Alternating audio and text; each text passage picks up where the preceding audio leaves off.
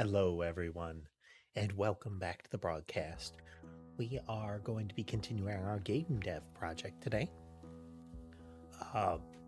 Found some solutions to some problems from last time. We'll see how well it works. Oh man, somebody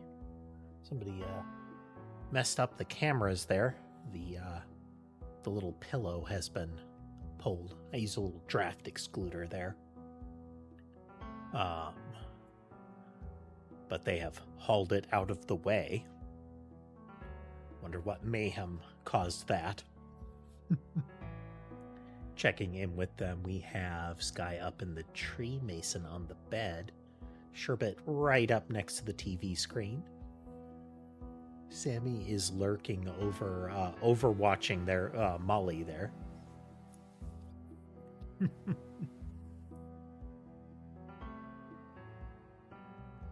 Oh, but we are... Okay, so we have a test file here, which let me show that a moment. Folder. Get this loaded here.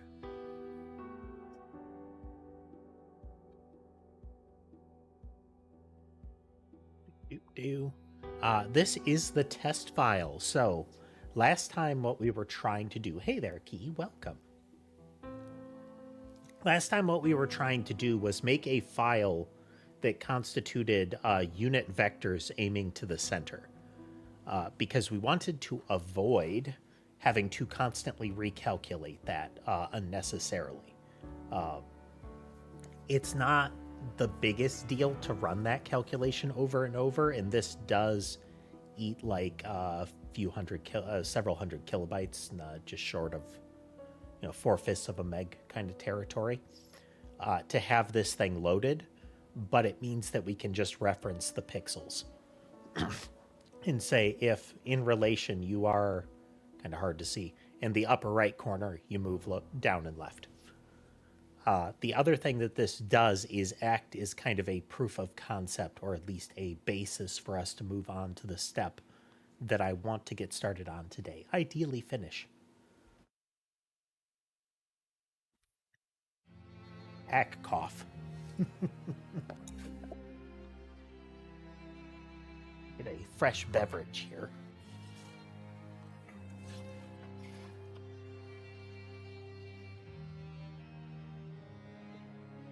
Rummage. How you doing, Sid? Huh? Come here.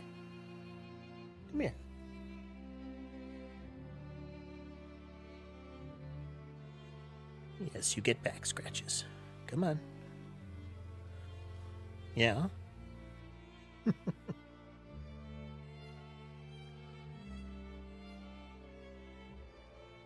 Tammy's being very particular.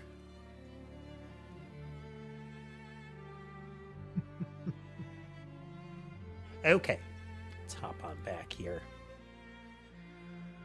So this is the mess that we did to get this working, where it just kind of brute force creates it. We're going to change this so that there is, as part of the loading, a check to see if this already exists. And if it already exists, we won't make it again. Is this breakable? Yes. We can incorporate stuff later if it becomes an issue. My OBS screen suddenly got needlessly big. There we go. It conceals the audio if it does that. And then I can't notice when it breaks. Not if it breaks, when it breaks. Amber. Yes, I acknowledge you. I do. Yes, come sit with me. Okay, so what we'll do is we'll move this stuff to an object that generates it, if it needs to. It will also be the location to go get it. Or at least to query it. So we're going to make another service for that. It's not collision.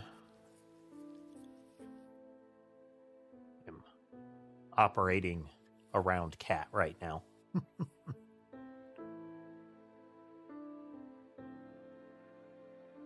Let's see, how do we want to do this? This would run at startup, and we need to find a way to identify them.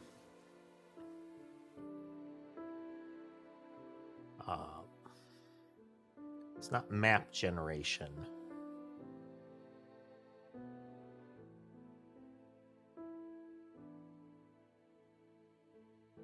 Molly, come on. No, it's a box. It's mine. Come on.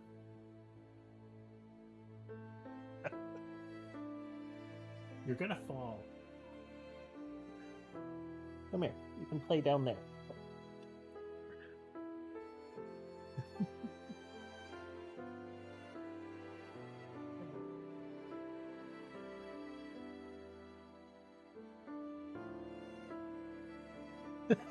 Hey, Laura.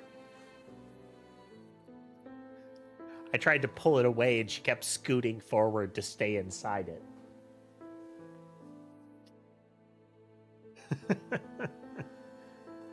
Yes, I know. I moved around Ember.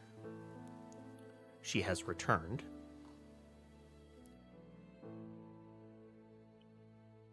I have to make sure I lavish attention on her because when I'm playing some of the games I'm playing recently, like Helldivers and War Thunder and the like, shoulder lamprey isn't conducive to gameplay. You can't have that either, Molly. Yeah, I'm just killing all the fun today. Yeah, quit it.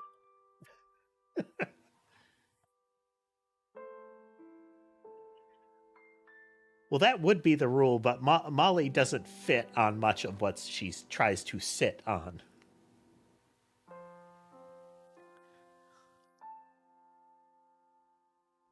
Molly is less of a liquid cat and more of a pudding cat. She does have volume, but there's none of that, like, fluid grace involved.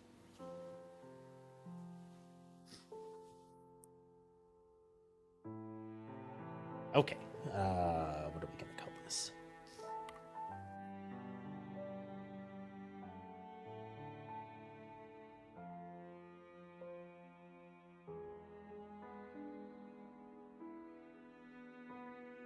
We're just going to call it meta generation because it is it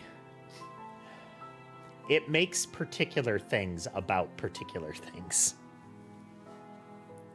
So these aren't textures. These are going to be special things. The catalog will have to load them in a particular fashion. And we need to be able to find all of them. So I think we're going to be able to do like a get by category. So part of the reason that we're going to need to be able to load and generate these is to... let's see. Laura says, I'm on the last part of my core loop. When this is done, I will have a playable game. It'll not be pretty or fun or complete, but it will be playable. That is a big step, though. Reaching, like, core loop done lets you iterate on the actual game more easily. Because now it's not theory, it's actual, like, does this work? Like, is the game properly game? As opposed to, is the program functioning? You'll still get that latter one, but being able to do the former one is a big deal. So how do we want to place this thing? So we need to be able to extract these. We need to be able to find, well, not EXRs. We will need to find EXRs.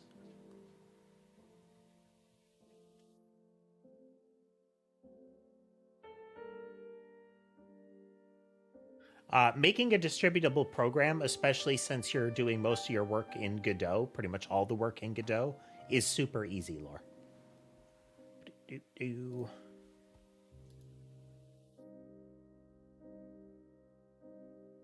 Let's see here. I remember where we put that.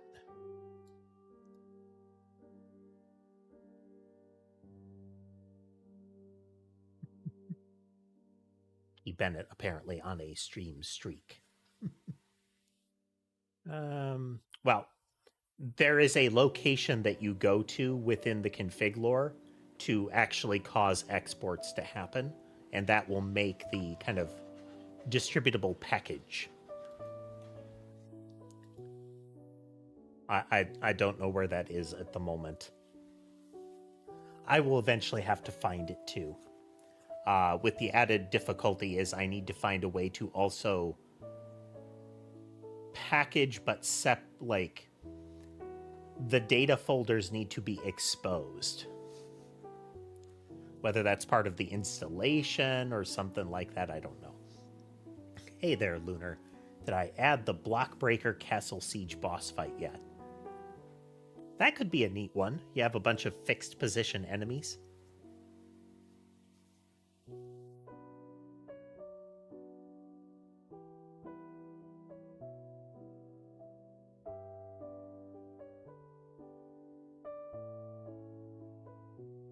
Let's see. So we're laying the groundwork here. First, we want to have this generated if it's not present. So right now it's text.exr. There's going to be something else that it is. So this is a known commodity. We also need a way to get the maps loaded such that either when the map is started, which is risky because it's slow,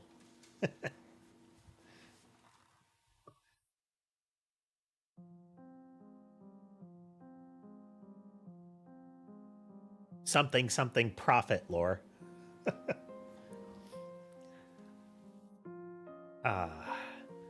So last time we ran into a problem where it was RGBA, but the problem with that is that it stores the colors effectively in two forms, 0 to 1 or 0 to 254.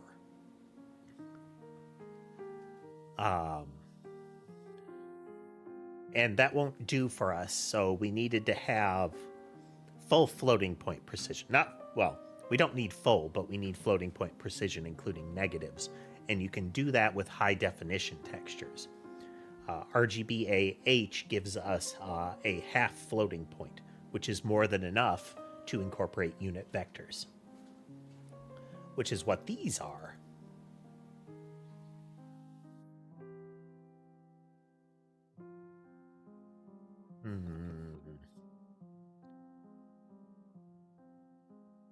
So I don't really have a concept of iterating over the files, and I don't want it to be something that we do during gameplay because this is not fast.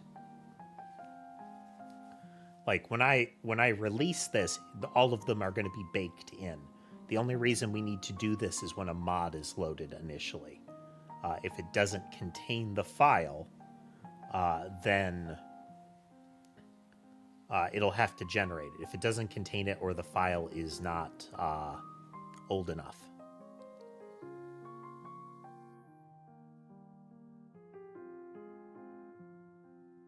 Oof. Sorry, the file is not new enough. If the movement thing is older, at the same age or older than the map, it needs to be regenerated. Just in case. Well, it would be older than the map, really. If they're the same age, it's okay. Oh. Thinky think. Well, we'll stream of consciousness a bit while I'm doing this.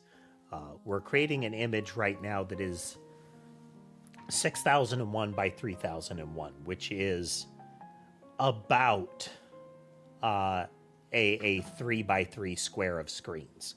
That is more than enough for us. We will probably not need that.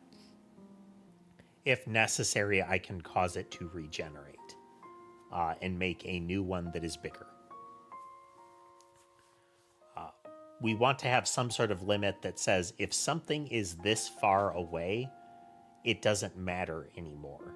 So I figure something like a screen and a half, or I'm sorry, effectively a full screen off of camera or a full screen from center is enough to say this particular enemy doesn't matter anymore, or at least it needs to be moved.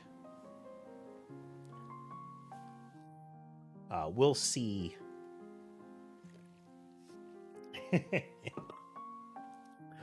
When the enemy moves to Sector 3, it's not an issue anymore.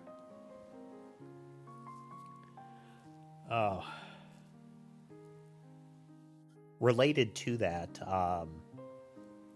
Helldivers is showing more screenshots of the Cyberstan area, and we are seeing images that indicate that the cyborgs are going to show up.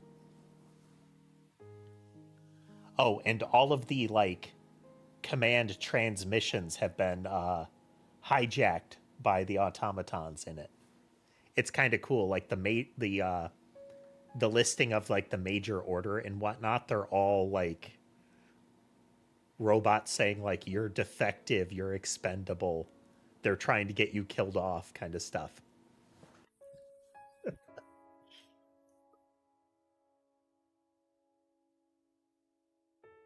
It's a neat touch.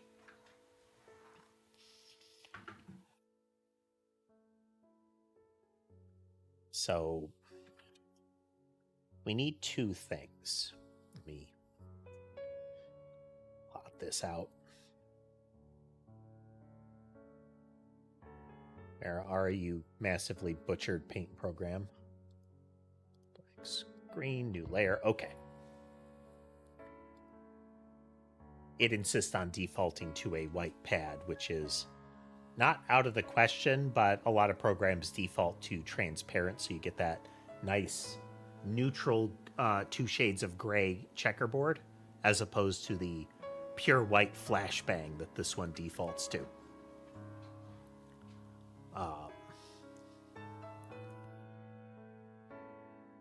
So what we're going to have is we'll have a series of map files out here. And they are in various locations.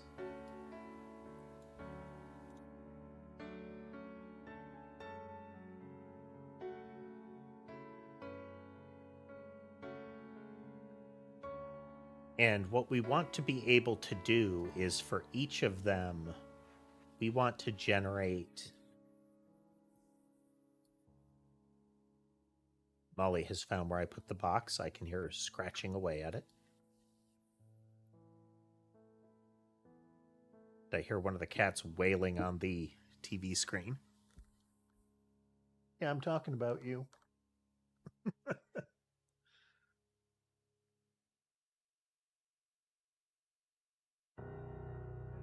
So regardless of where they are, I need to have both the ability to generate these, but also to keep the linkage between them.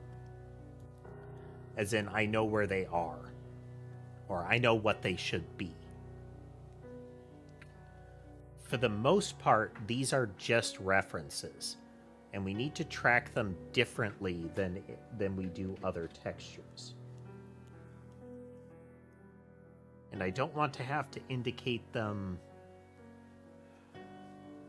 explicitly in that regard. But we can. We actually can. Okay, let's... Catalog.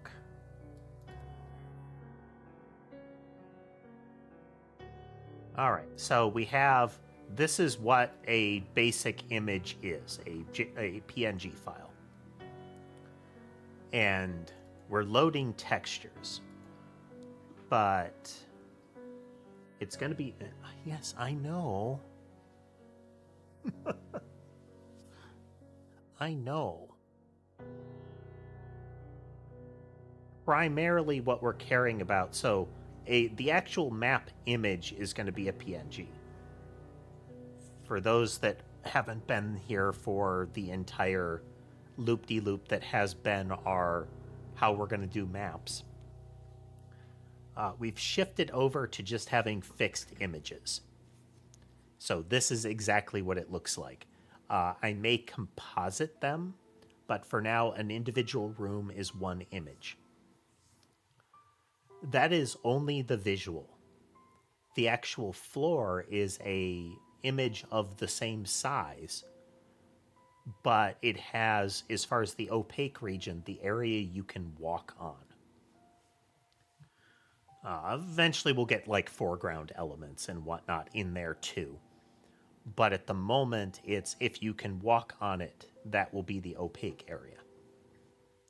We will take that image, which is like user interpretable, and convert that into something that is meant to be used by the game logic. And that will amount to kind of a negative of the floor image, and the filled in space is going to be wall space with vectors that point you back to the walkable space. That's not perfect. There will be other markers to it, other things that we need to do to make it work for every circumstance. But the first circumstance is for enemy navigation when there are obstacles on the ground, so that they can flow around things like a hole in the ground or similar. Still won't be perfect, but we'll see. Yes, I know. So we need to generate those. So we're going to be looking for... We need a couple of things. We need to be able to differentiate between our map files and just regular images, because it's the map, specifically the map floors. So what we may come up with is essentially a file format name song and dance here. Instead of just .png, it would be something like...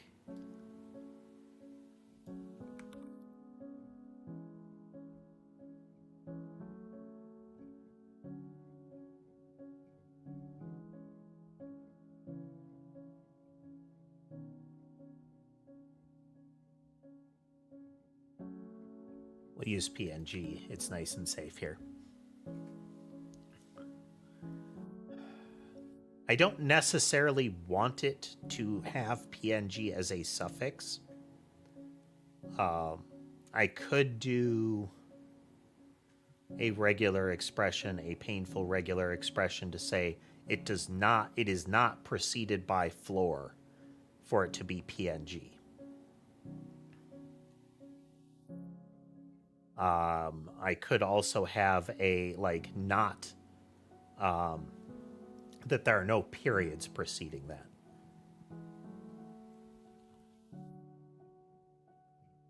Data path.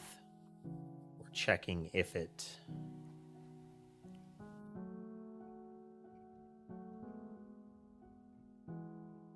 Because we want to check for... Here, let's...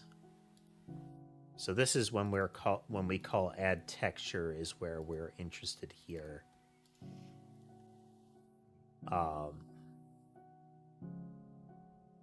Load textures.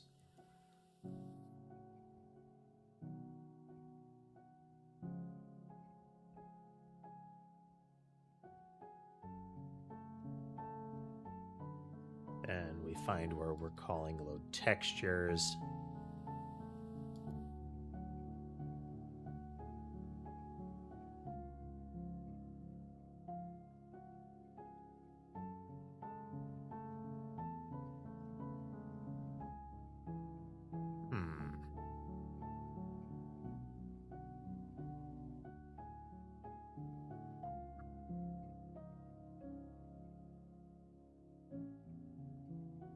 Interesting. We're double loading these.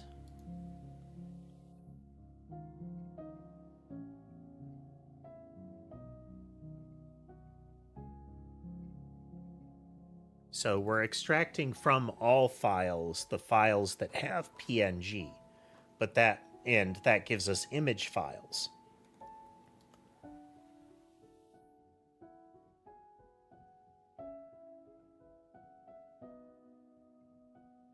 Oh no, okay, data extensions. Okay.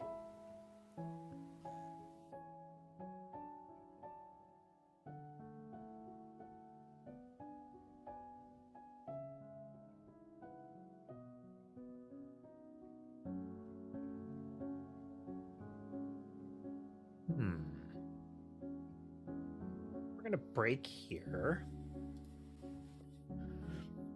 What will this do? One moment here. Break on that. We're going to go to our immediate window.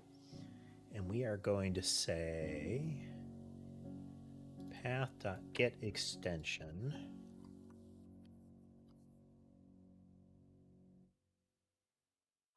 X.1.2. Okay, it grabs the last one.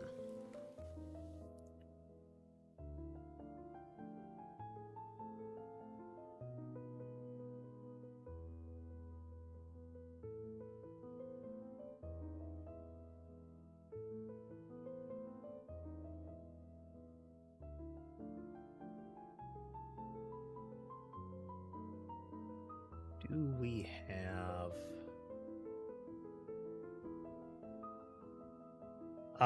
I can name them something different. Like, there's nothing that says I can't treat it as a PNG by when I call it a .floor, but that's troublesome.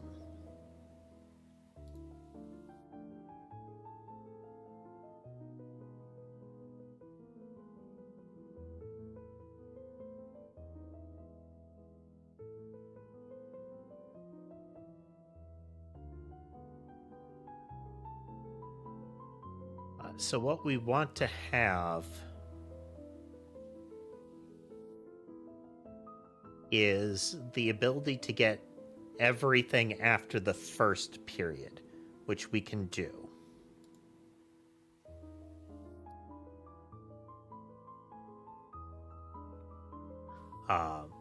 So what we would end up doing for that is instead of saying the dot extension, we're going to find the first instance of a period.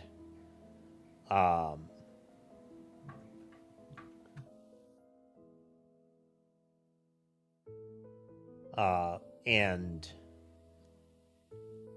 get everything after that.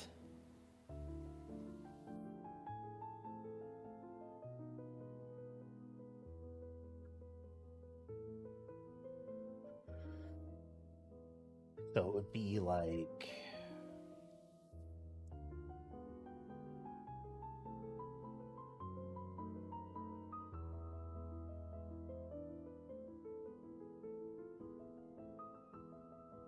first occurrence.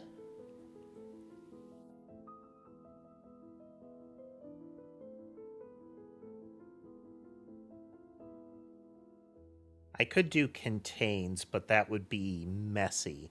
We'd have to deal with the order of them.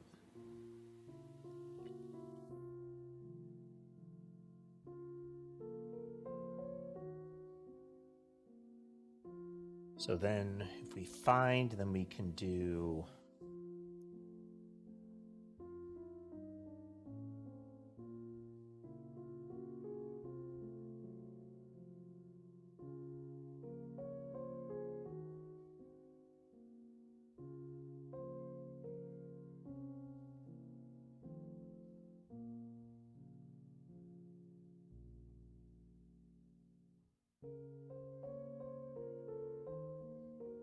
Data extensions extracts what we need.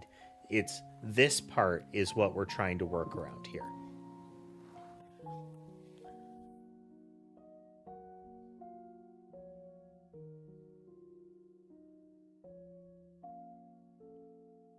We need to avoid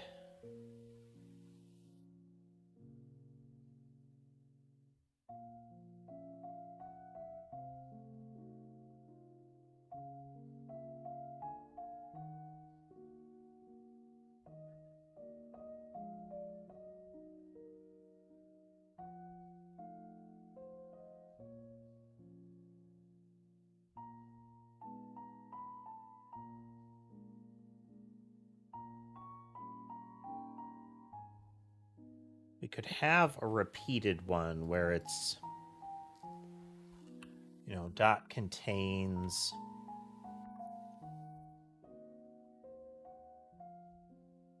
a period and then x dot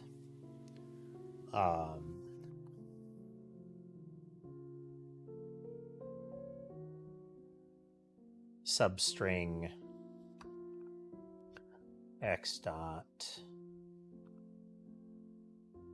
find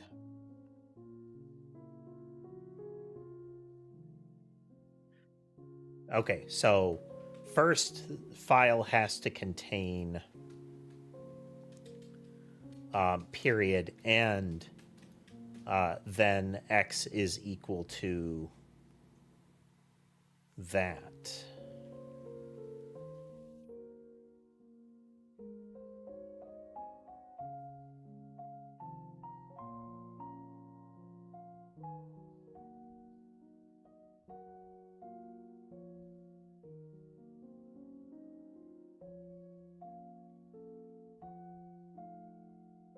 Yeah, so we should be able to do an end on these.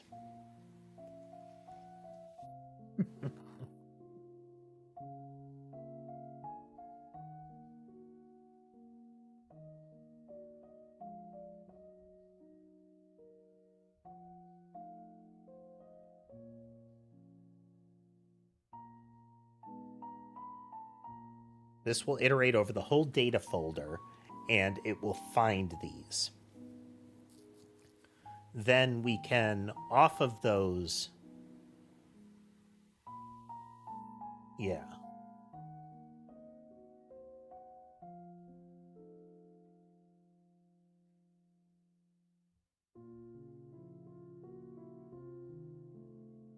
Yeah.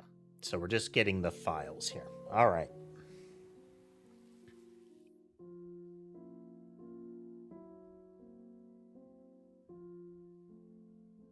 We don't want this one.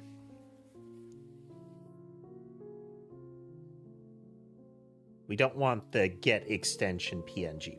We're doing the same, largely the same thing here. So this is going to instead be, let's just double check. Yeah. File dot contains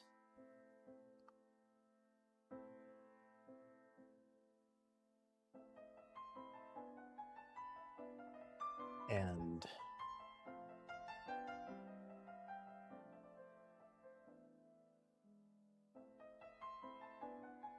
string starting at file.find period.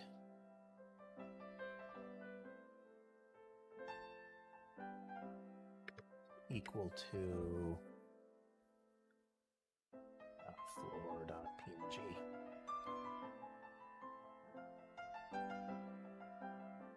We will need to upper this kind of scenario.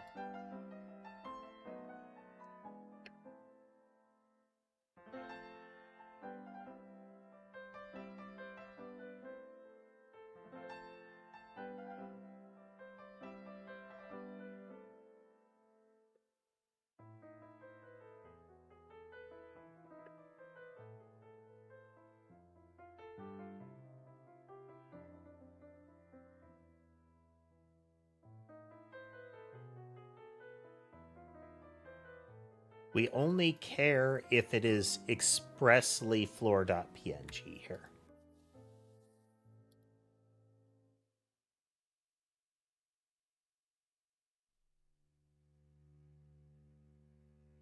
We're going to go to load texture, and from load texture, we jump up to here. Okay.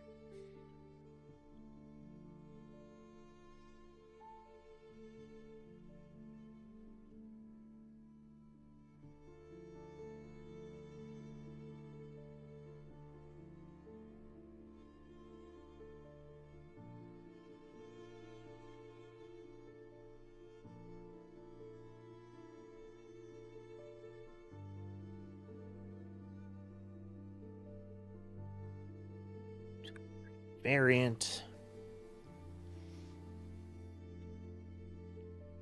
And we're going to jump back up here, actually, and we'll do...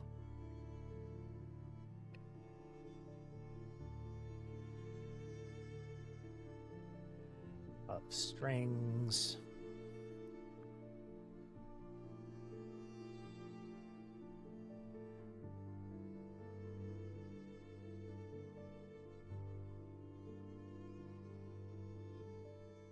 Is equal to new hash set string. That and that and this.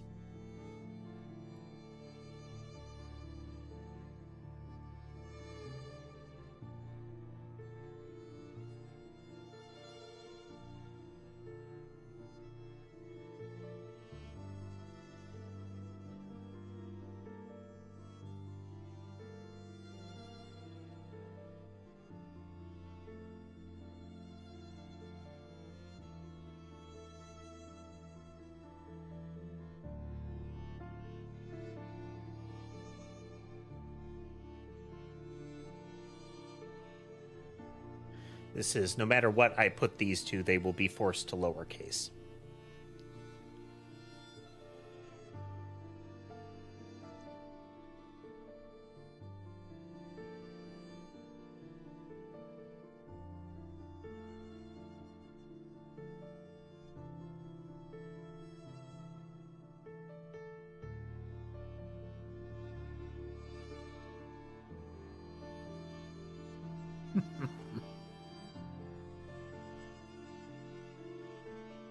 This is...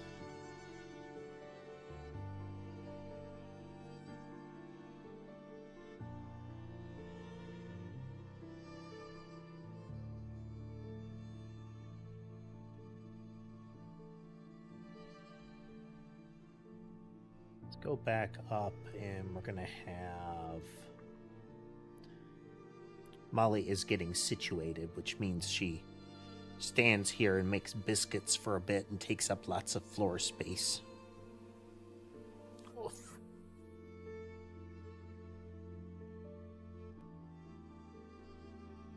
Yeah.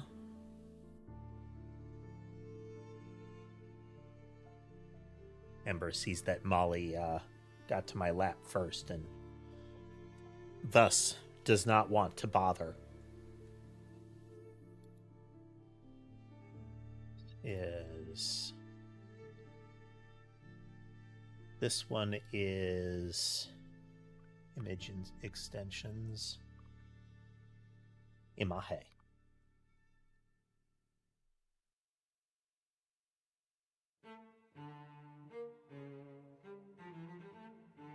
Okay, back down we go.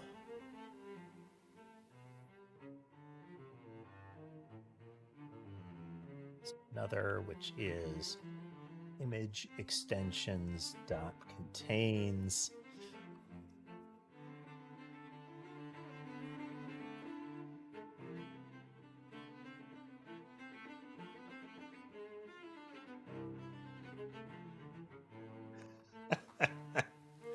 Okay, so it contains a period. It has to have something extension like. Then we're going to say, does this collection of allowed types contain the substring that begins with the index of that period as a lowercase?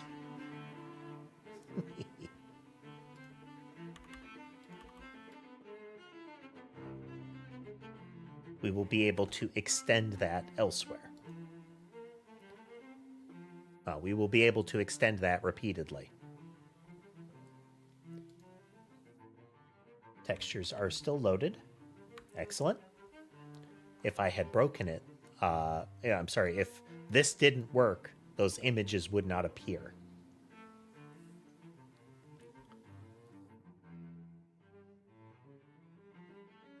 So this, the comparable here, when we get to this await load textures, we're going to call into another thing where we get our are not textures, are map floors. It's okay that the actual map image gets pulled in here. That would be expected. This is the meta textures. So again, the floor data and similar.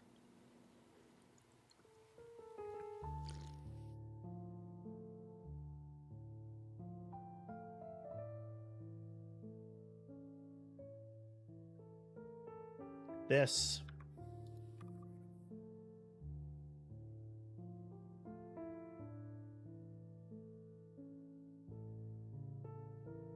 is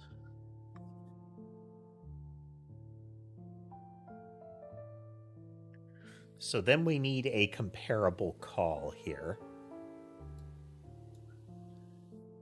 Let's get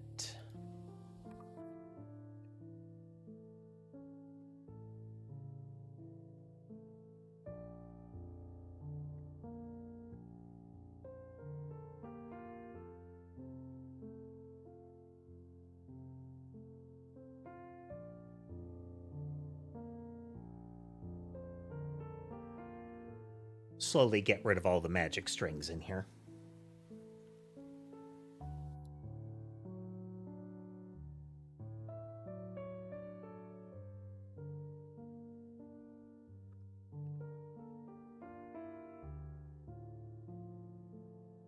So again, these are files that they're associated with others, and they either need to be generated by the code or they need to be validated when we find them.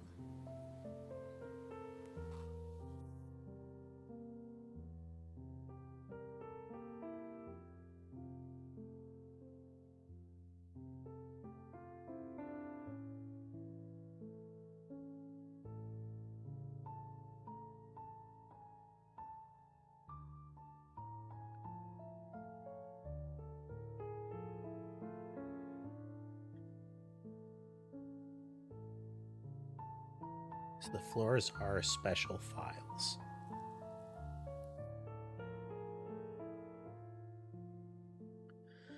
We could break this apart into another function here.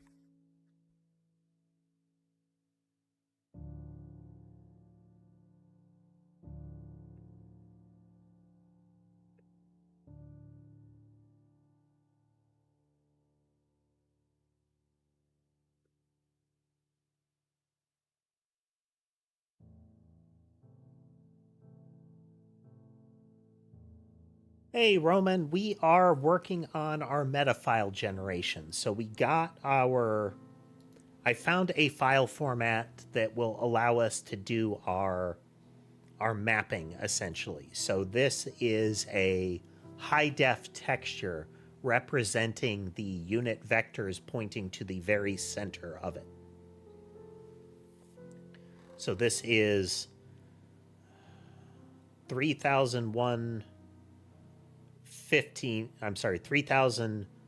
1500 is right there at the center at the convergence of all of these.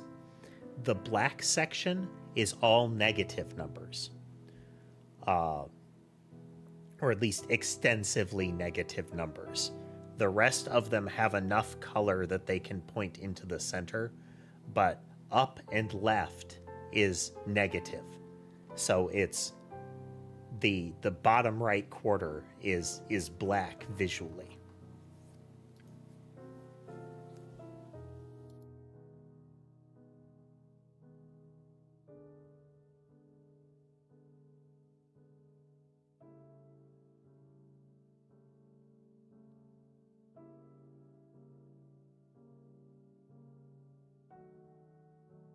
So this needs a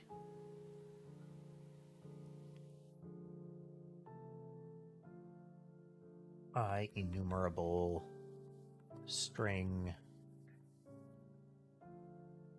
and then this needs a hash set of strings, extensions.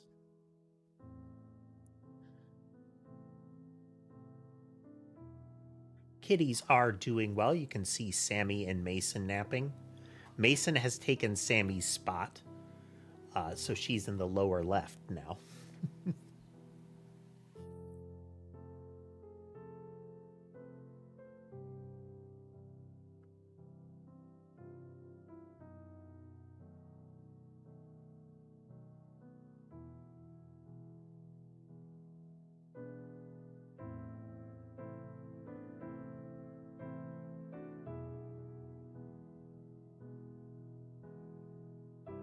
Results is equal to that.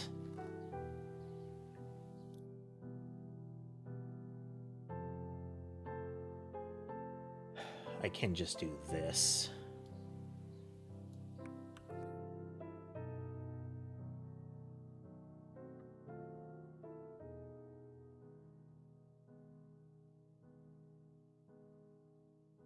Oh, thank you for sending a gift sub there, Key Bennett.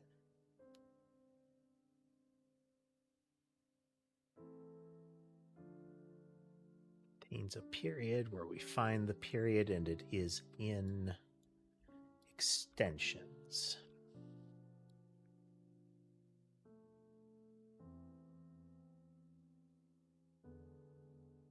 So this is extract by extension. And we're going to do all files and meta extensions.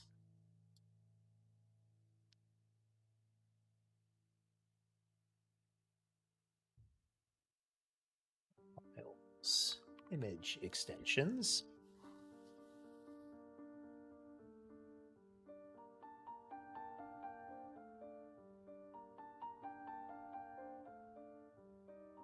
Then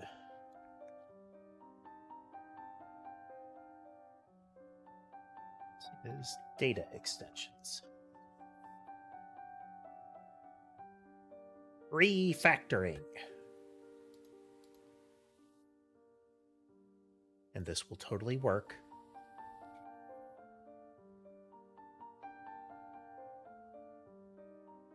It does.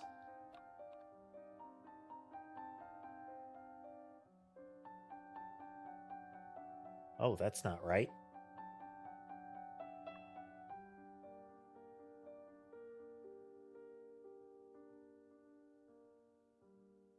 That's not right at all.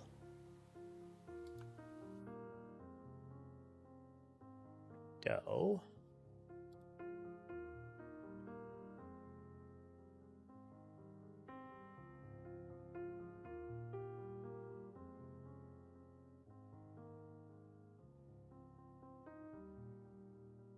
Oh, wow. Mapping of textures. So what we're doing right now is that we're going to actually be creating the boundaries of the maps. Okay.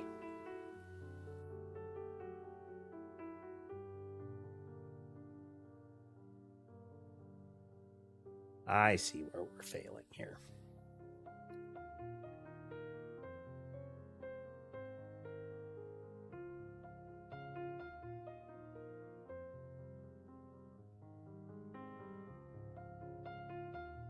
We are mispositioning this.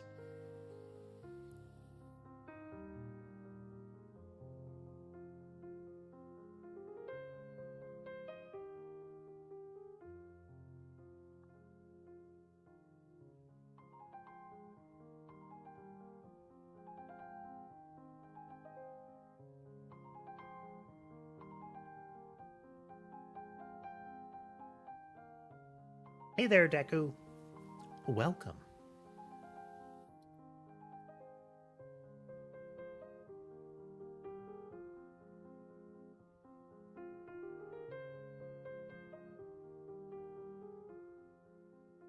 Okay, we can still get out of bounds here.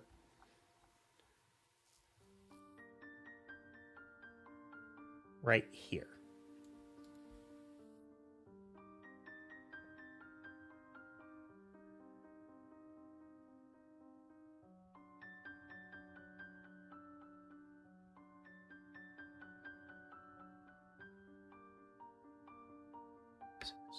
greater than or equal to 0 and less than 6,000.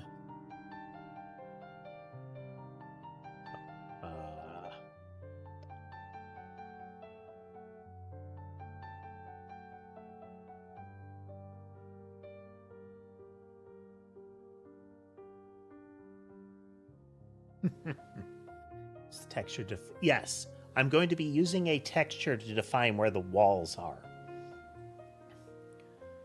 Using trickiness.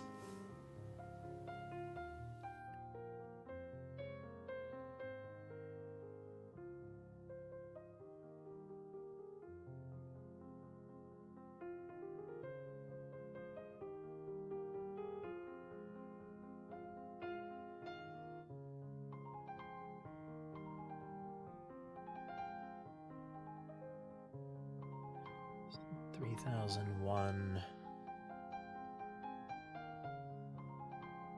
And it is greater than negative 3,000. Magic numbers, again, we'll fix that.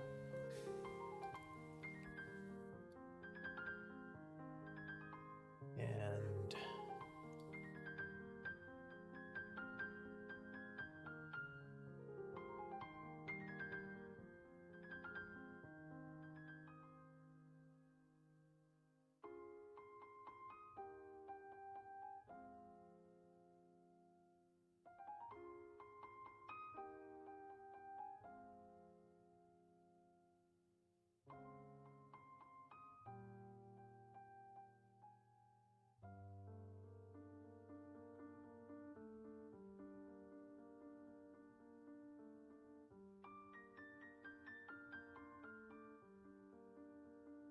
else.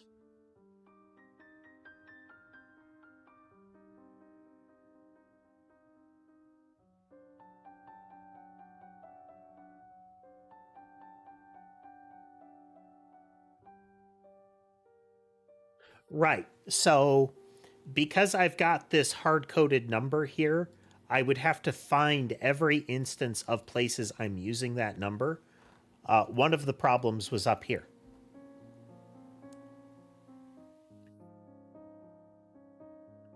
Where I'm using these numbers in multiple places, so I should just...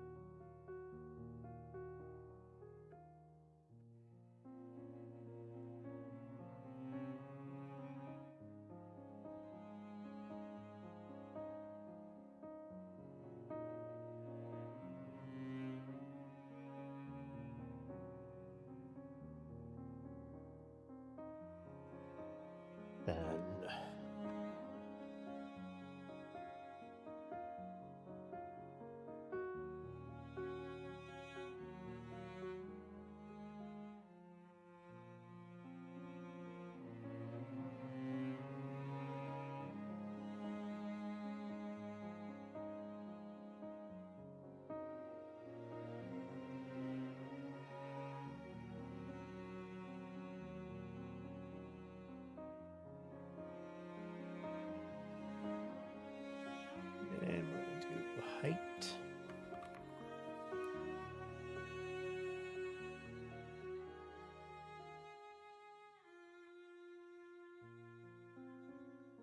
Then we do upper bound.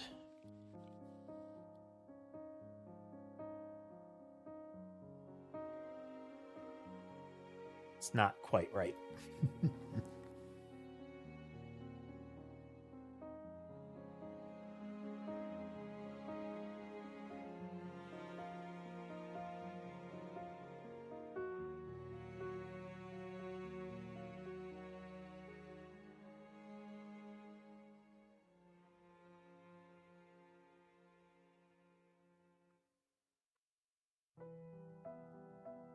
We'll need to make sure that they round down here.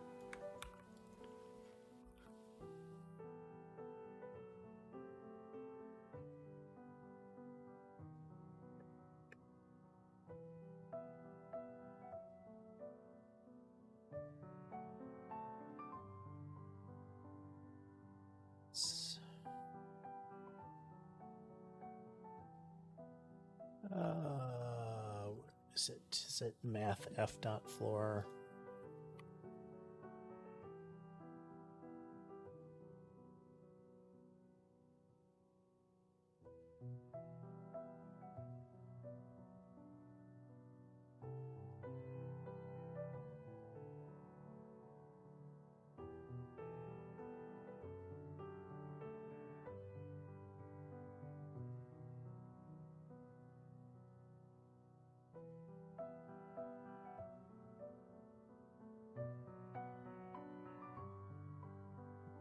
No.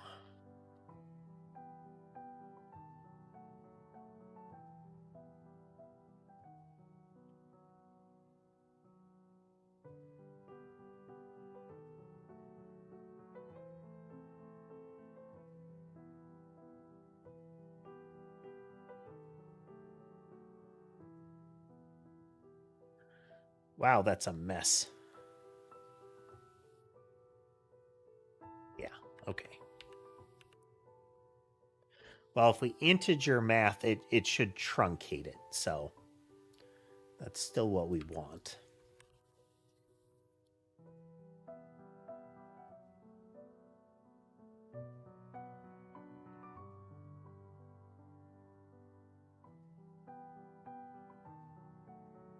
Lower, upper, height, width. Okay.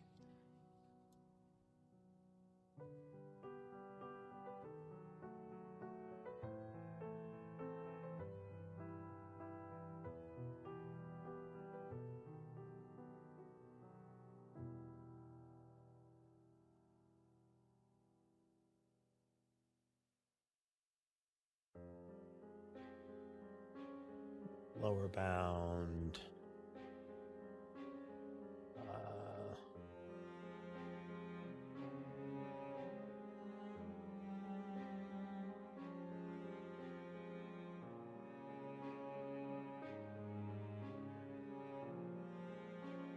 Not quite right. No, that's correct. That's correct. It's not the... So there's an oddity here. That it's not 1.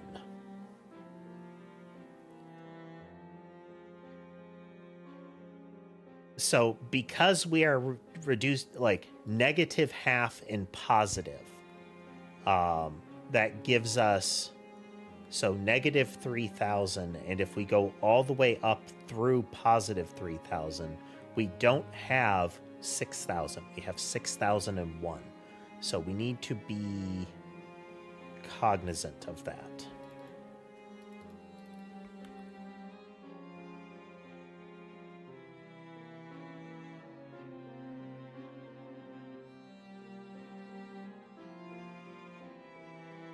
We should also have that. Private constant vector 2.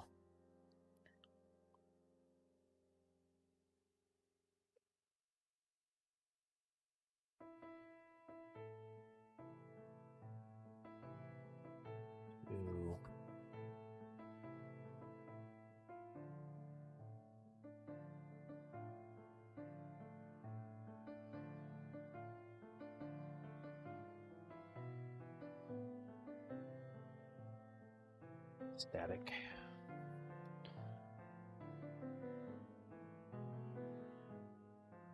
Because it has to calculate it.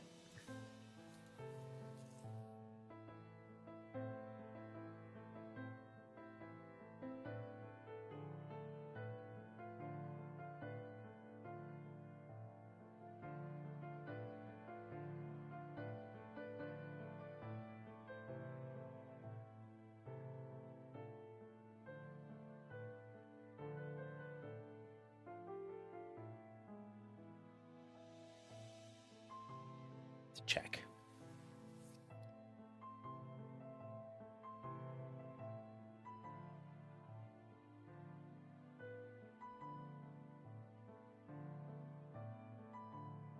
Center is less than or equal to upper bound width.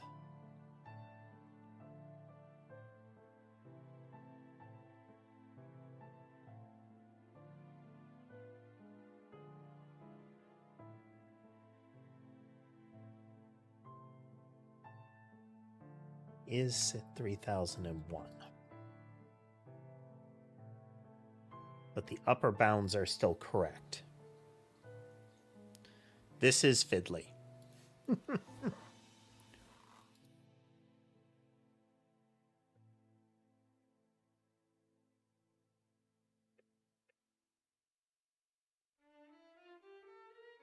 So there are 3,000 on either side of 0 in the width.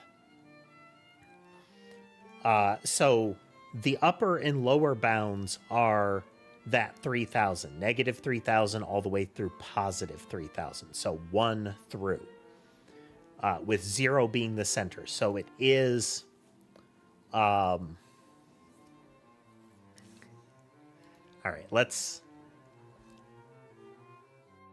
Yeah, we have to do that.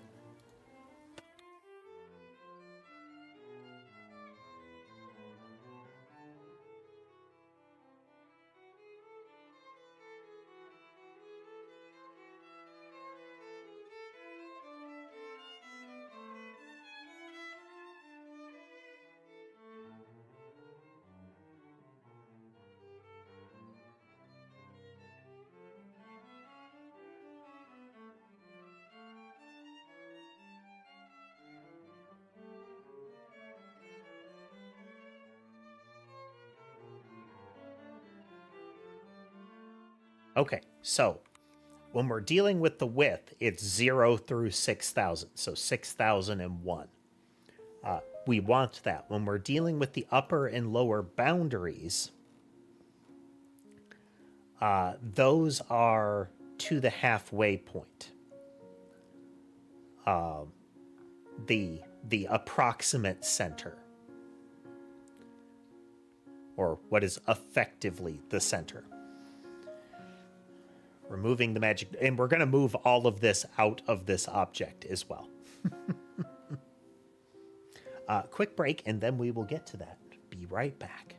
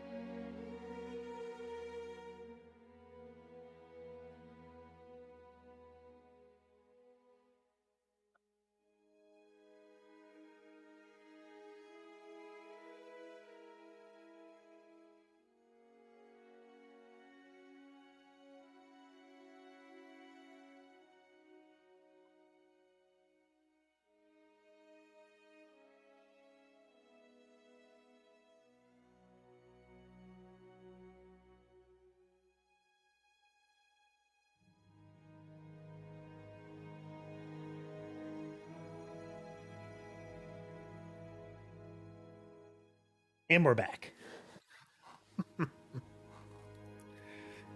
Okay.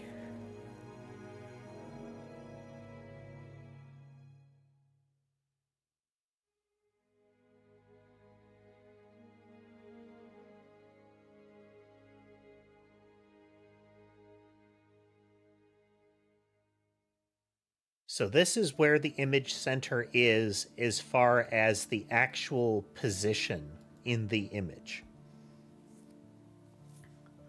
So index 3000, index 1500 is with the offset. 0, 0, vector 2.0 is the position once we have accounted for that offset. Or is effectively, but we never really reference it.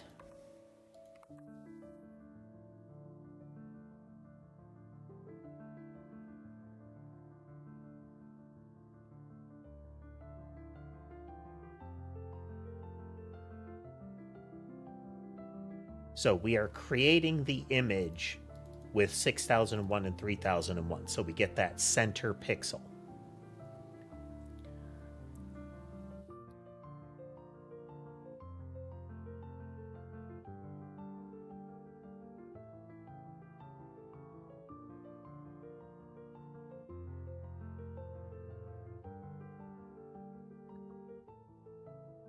We will fix this in a moment.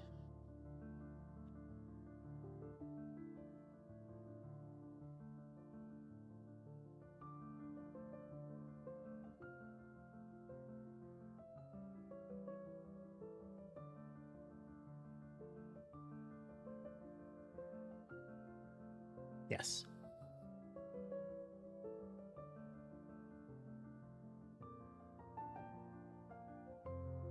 Right.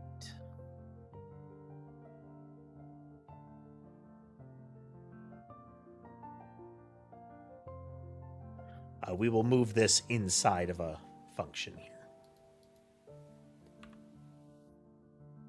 So the boundaries are inclusive when we're determining where it is. So again, negative 3000 and positive 3000 are in bounds. So 1 through 3000 and negative 1 through negative 3000 are 3000 on each side. And then a 0 to give us 6000 and 3001, you know.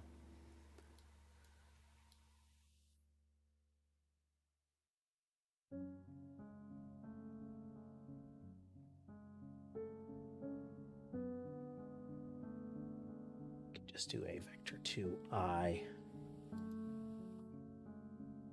No, it won't explicitly convert it, so we'll just do it that way.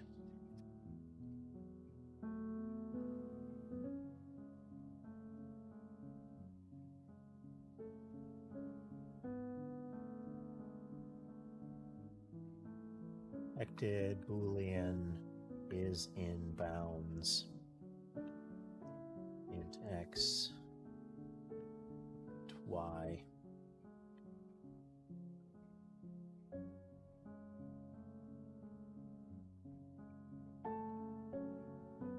Comma.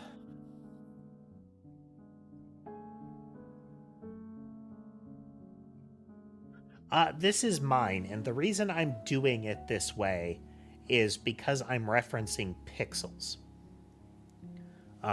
The thing that I'm doing I haven't seen before, but it is akin to some stuff I've read. I'm using this to make a kind of a flow map. So each square, each pixel represents a direction to move in. If I am if my offset position from the target that I am moving towards is this coordinate, then this is where I move towards that target, to move to the center. In this case, right now we're using the player as the center, but it could be anything. So that reduces the math down to doing subtraction for an offset, and then doing a reference, get this pixel, reference its x and y. We never do any sort of normalization on the vector. This is useful because that is there may be some GPU calculation going on, but we're going to be doing this constantly.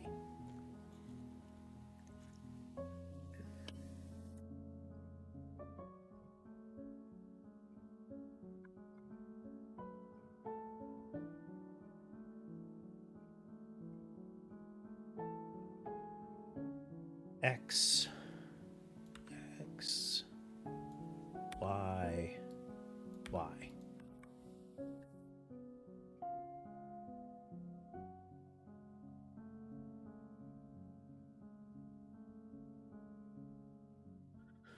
So if it's within range. So we're going to say if is in bounds this, because that's more concise and we can reuse it.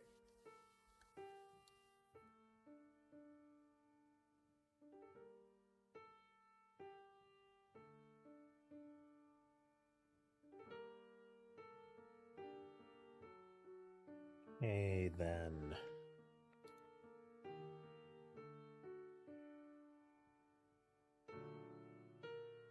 if it's out of bounds, we're going to do something different with it.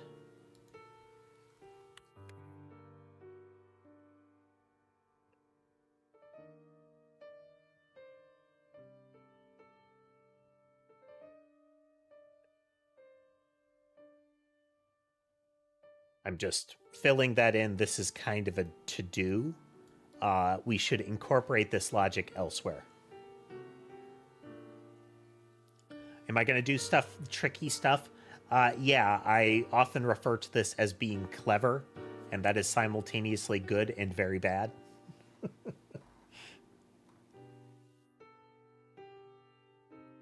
People try to tell me, "Oh, you're very smart." Imposter syndrome comes into play here, but generally I say, no, I consider myself clever.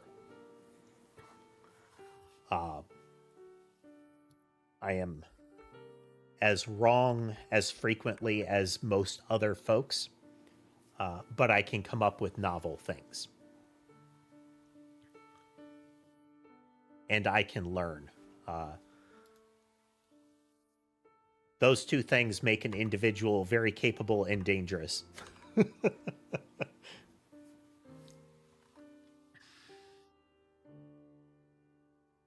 Build.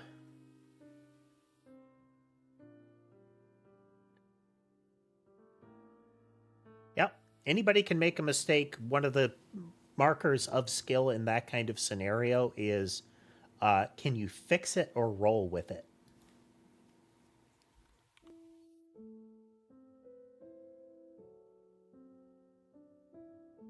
Okay, we're still getting error cases.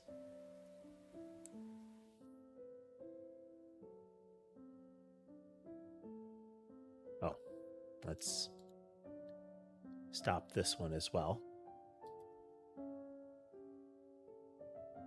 I try to fix things. I will often accept a very functional, happy little accident, though.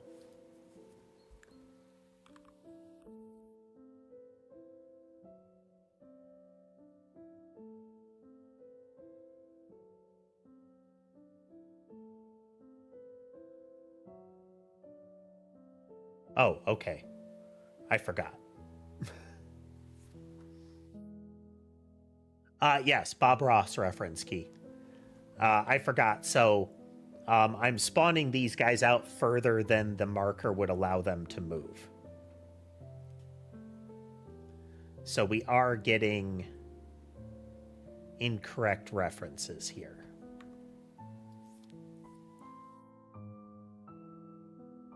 Hello, Molly. So the math isn't right at the moment.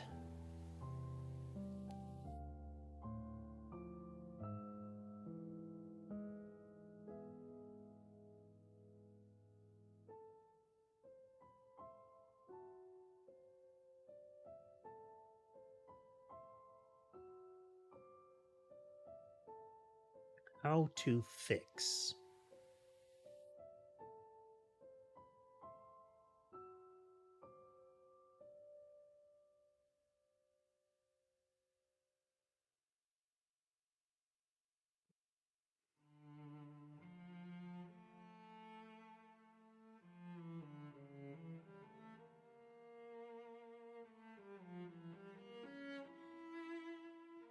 How many languages do I know how to code in? I have coded in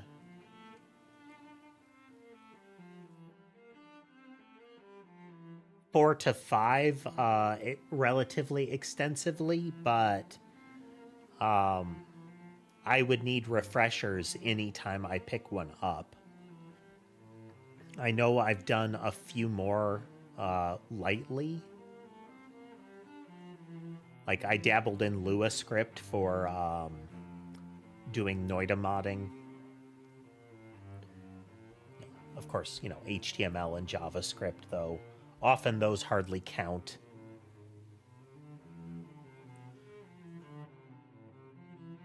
JavaScript is firmly in that, like, oh, it's more of an art than a skill sometimes.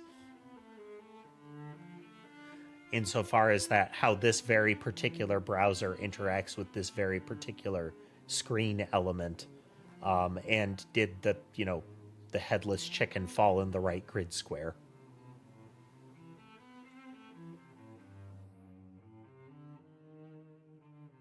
Algorithmic horospexy for the win.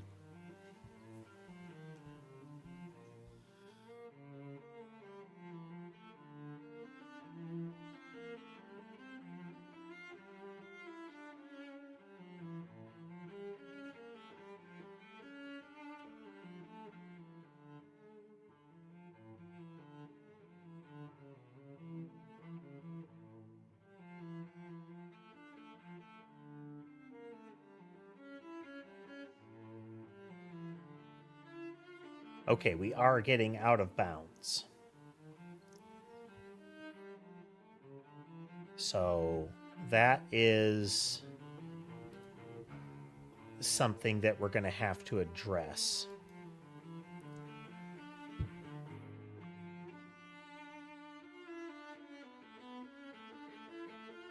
Let's look at our data folder.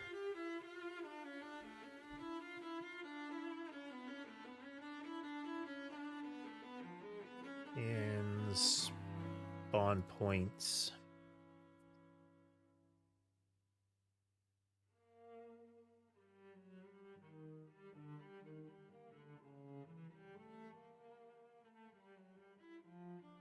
Around player.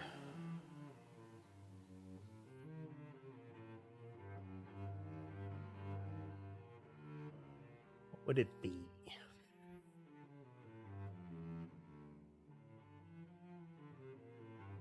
Okay, that's well within range.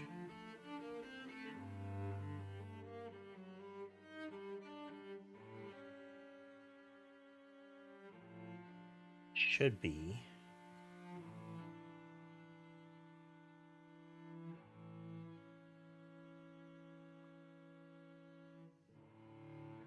Just for science. That is the scaling value.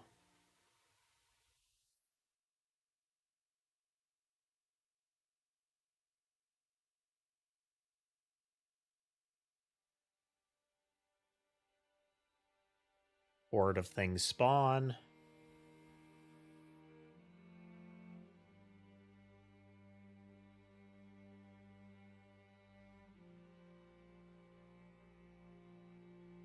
The offset is not right.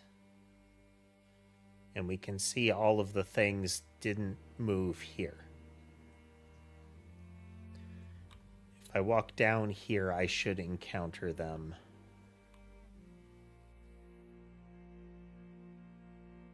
Yeah, you can see them start to appear.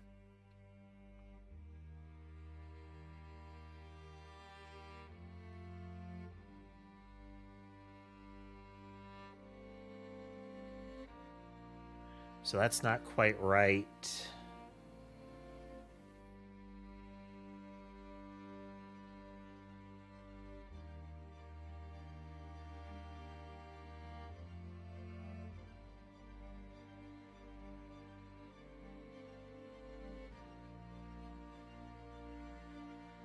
It's 3 seconds, we spawn 10,000 things. I just have to go in and edit the file to make it not 10,000 things.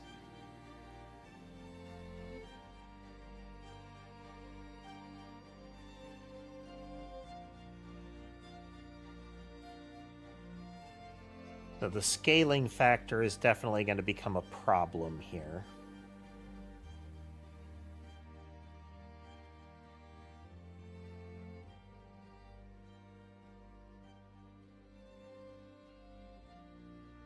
General shape seems correct. I'm going to move a little bit to here.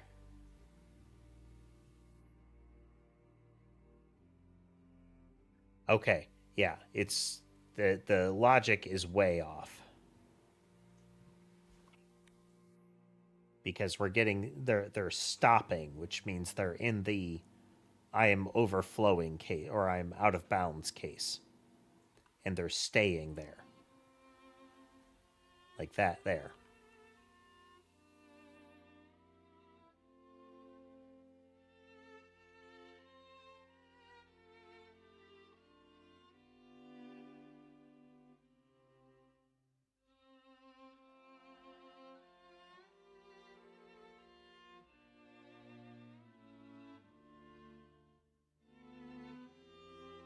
Oh, it's not it's we need the offset position. Well, that's correct. But this is still way off.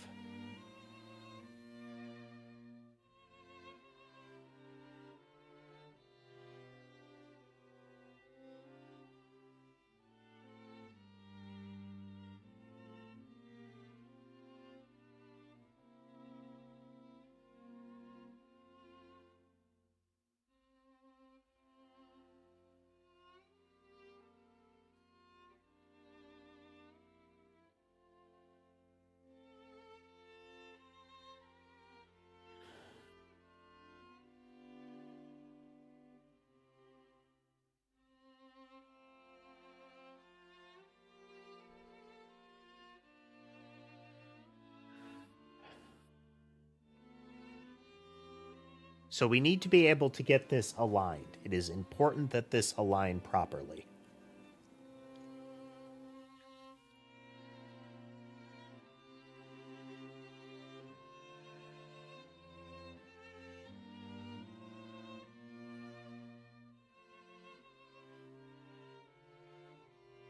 So we need the target's position minus our offset value in order to pull the grid into position.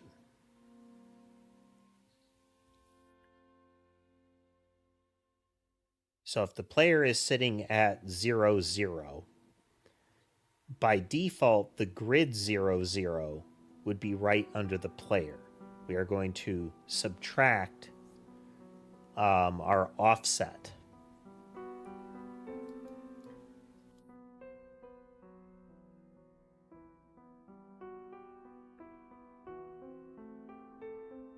So that gives us that marker here.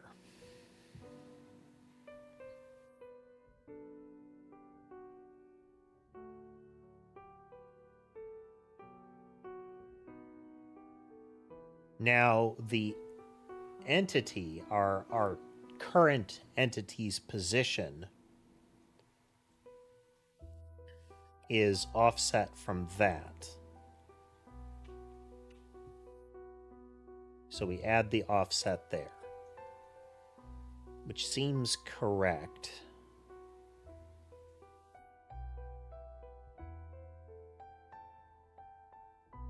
So this will be before they spawn.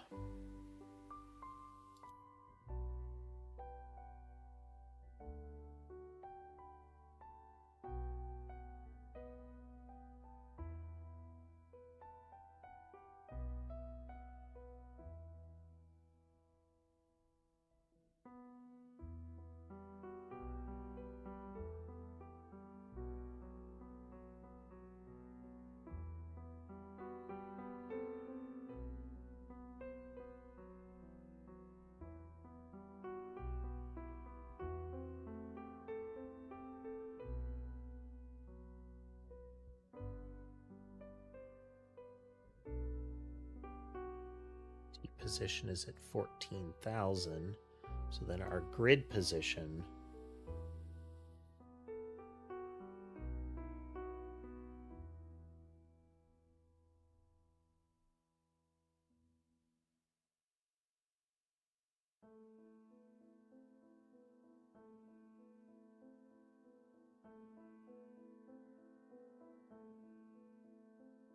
Player shouldn't be there.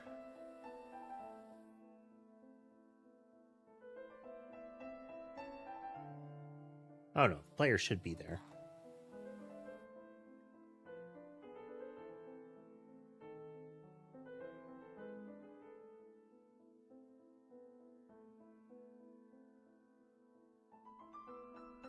Kind of.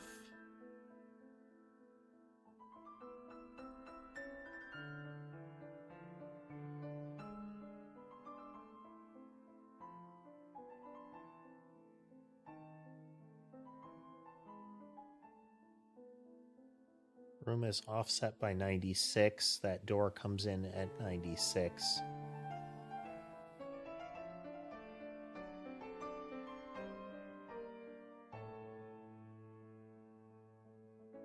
And then it offsets by 96. So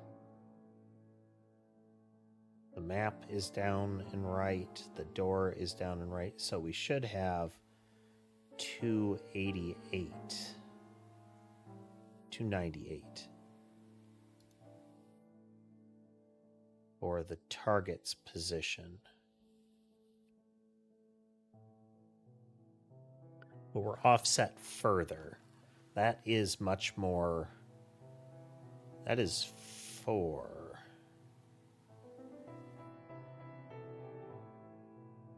Anyway, it's within range of plausible. There's clearly something wrong there, but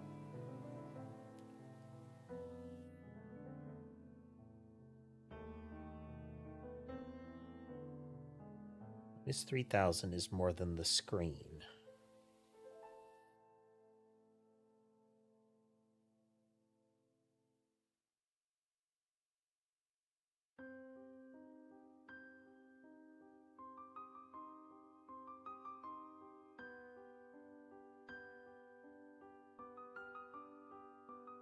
Watch how they move.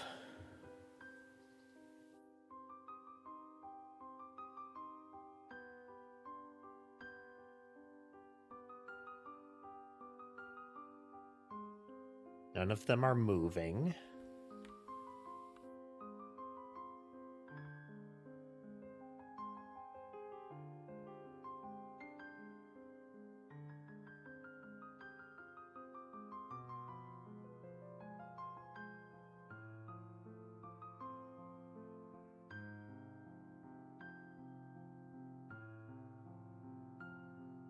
There's our errors. Lots of errors. Out of bounds.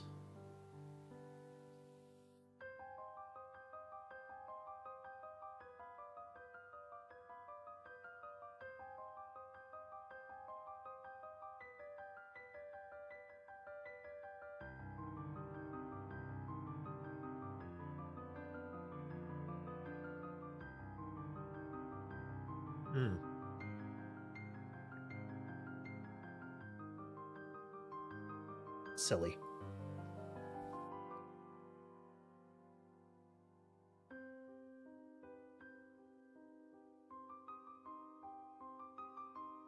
It is inbounds as far as it's offset, but it is not inbounds because we have added, we have offset its position here.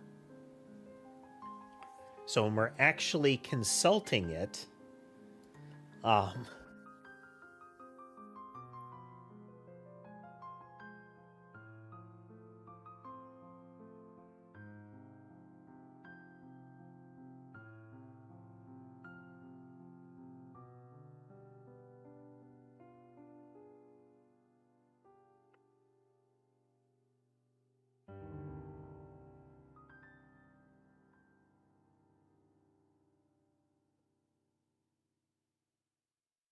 Bye.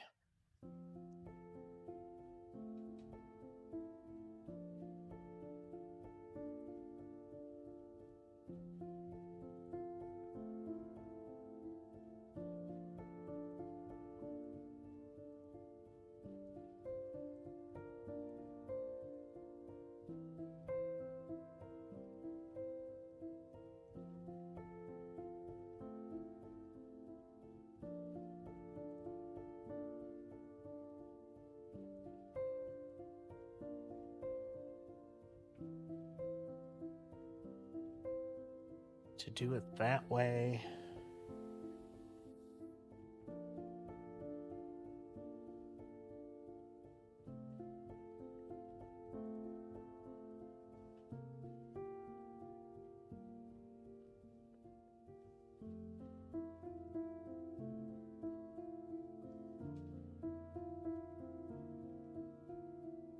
And we're undoing the offset here.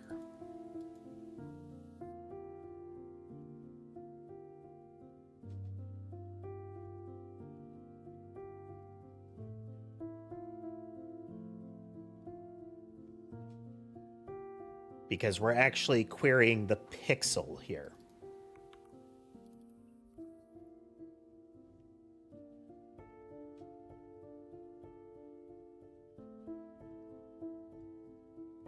Such a mess.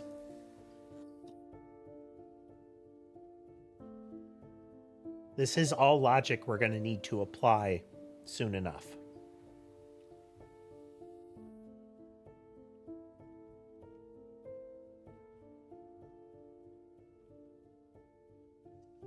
Not seeing any of them arrive, so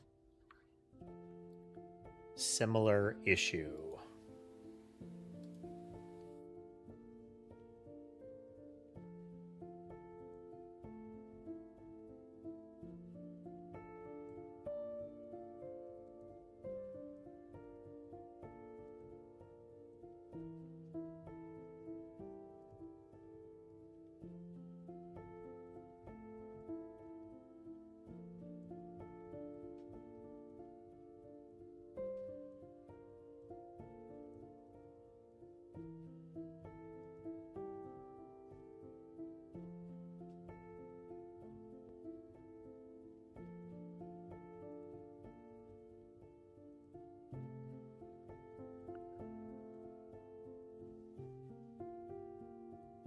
Currently 92, which is here.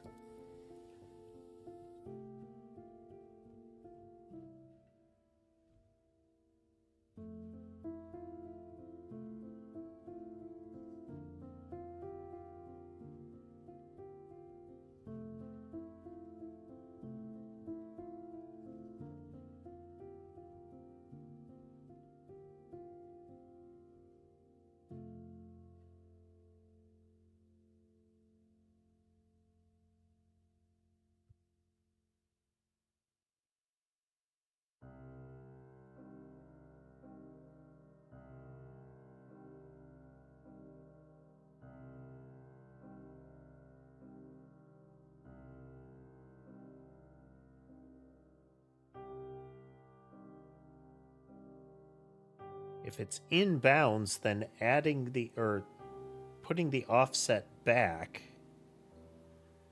Oh,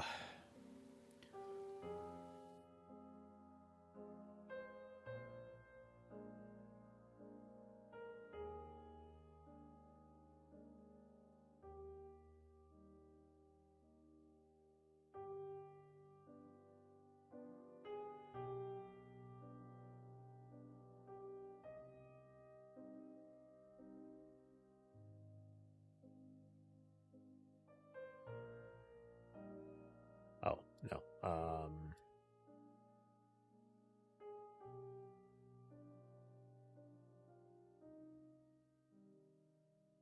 We shift it by the image center offset.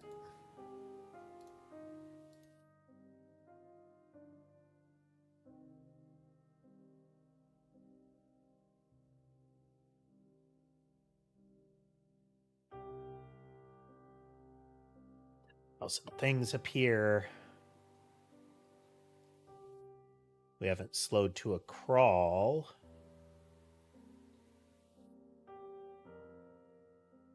But they're also not moving.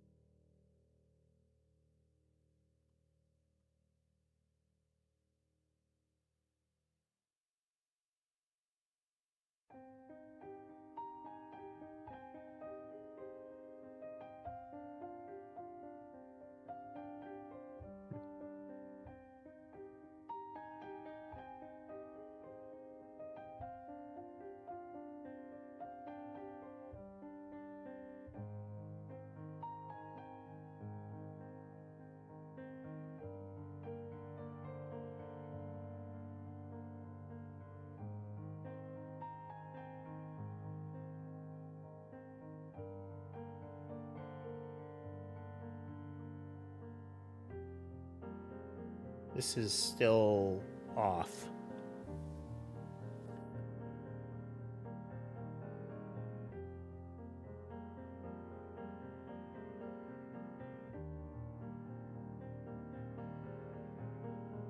So I need my target position relative to the to me.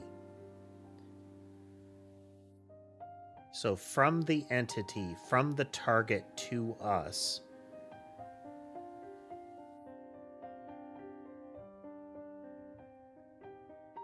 is the position on the grid. Yeah. Yeah, we have overkilled this.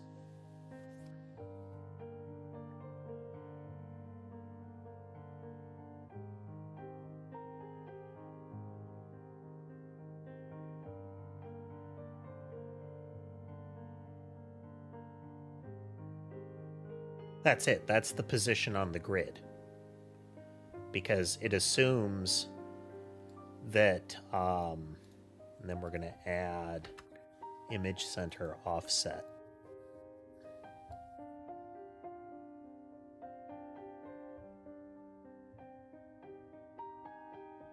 So this would be as if the entity were at 0. Our target were at 0. So the player is at 0 here. So from 0, this is where the target entity is. So if the enemy that's moving towards the player is down and right, it will be a big positive number. We're going to add the image offset in order to make sure that we get a positive number by pushing the effective center of where we're going to go from this position. We're going to push that. Do I subtract it? I should add it. Yes.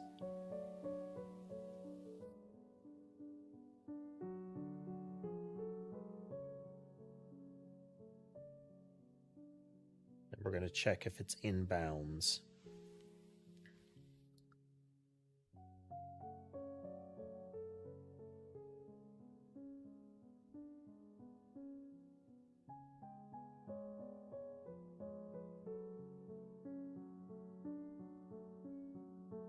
Find out right away.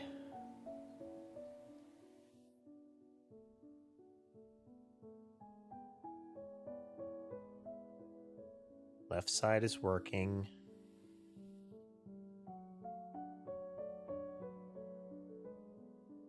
Some of it's working.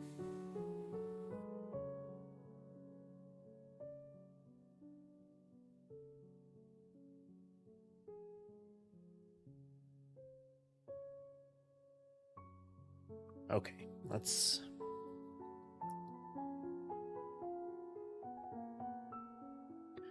All right, so I have our player here. And we have our enemy here. So I create that vector here by subtracting this from that. In the particular case, I'm going to get a positive x and a positive y and a negative x. Then if I add my offset, I'll push it, I need to subtract the offset. Right? No.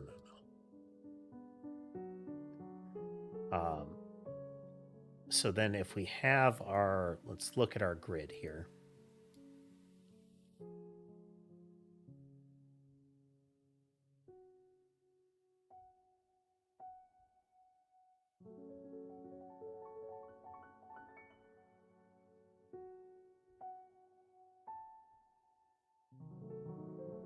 So that is our offset. We are going to move it as far as the grid coordinates are concerned. I subtract the height and width to get that. So if the player is sitting at 0, 0, we offset the coordinate space. So we have to add the offset back in afterwards to get the actual pixel position. So this is in offset space, so we add the offset back in.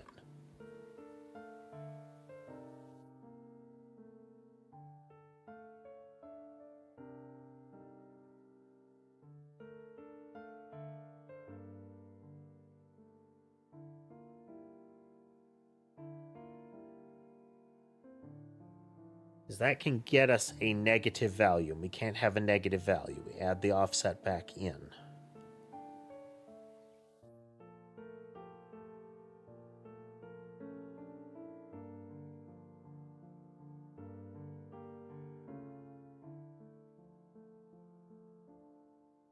Should be working.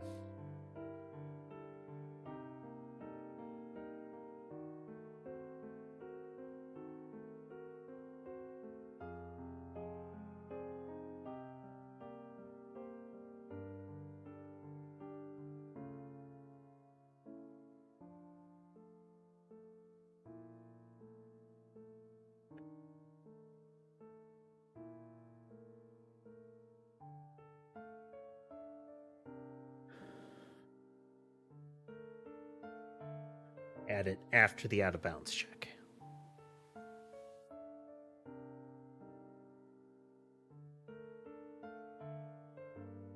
The big hitch you see is creating that many things at once. There we go. Okay.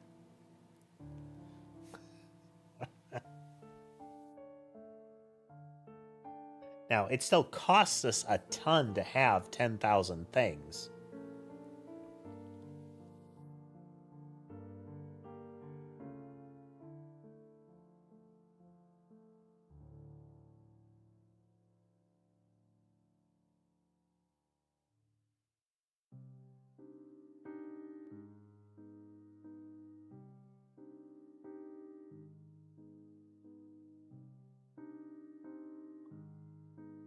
So what should be happening here is, yeah, we'll get a distortion as they move in.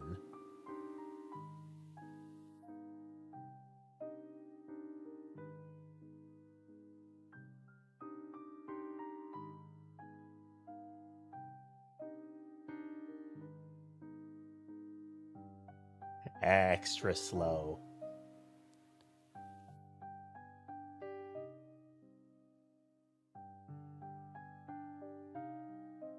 Okay. Okay. So when we're doing this, what we'll be constantly doing is getting that object, saying, hey, I need the reference to that texture object. Or at least I need the corresponding pixel or vector value.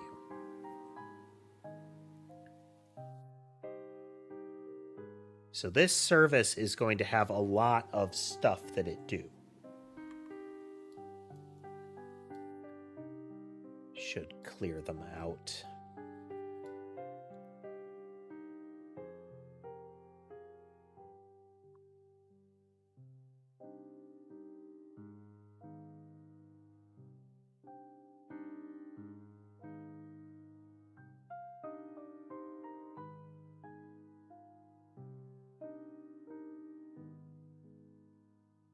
Technically, they should be dropping by more, but I think I know what's happening is in the first frame, as soon as they exist, they don't have an opportunity to split.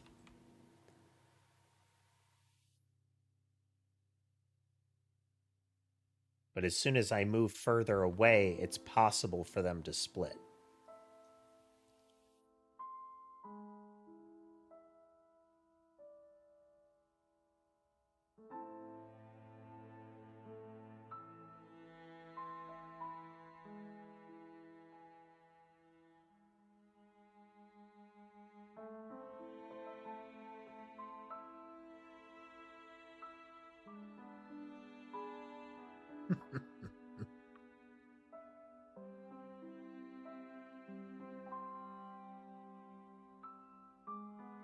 All right. Okay.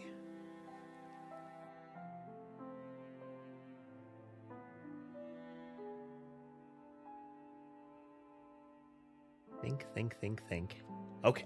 All right, now we need to move this logic up into our meta service here.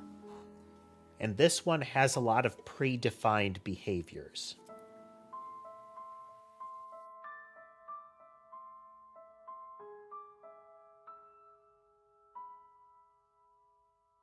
So when we're loading a floor, we don't actually load the PNG for it. We are loading that as the meta object. We are going to seek a different one, which is going to be our .exr.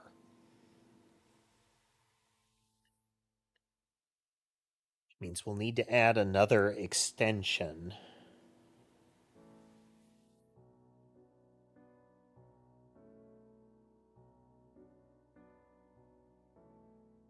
Which is fine. Yes.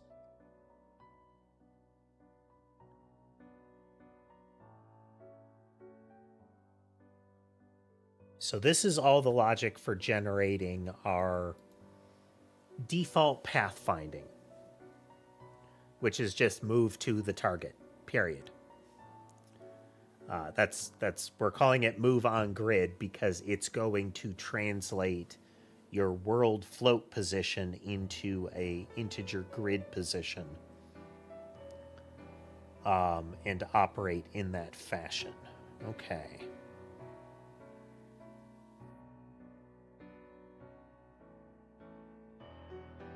So then in our base catalog,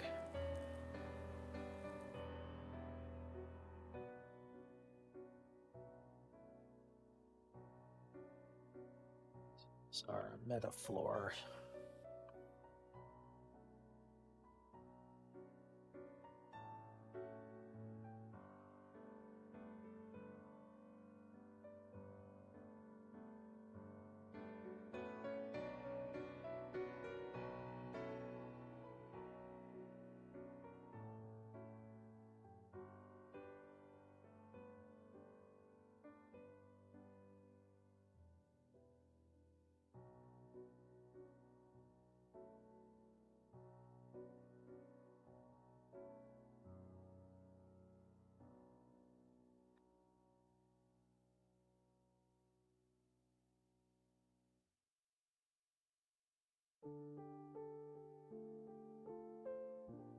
Huh.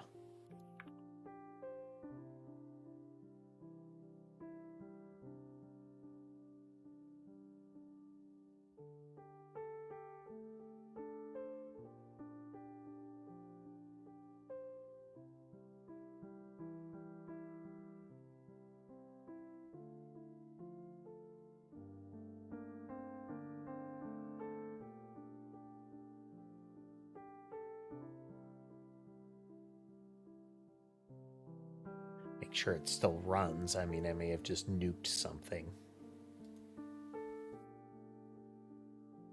Nope.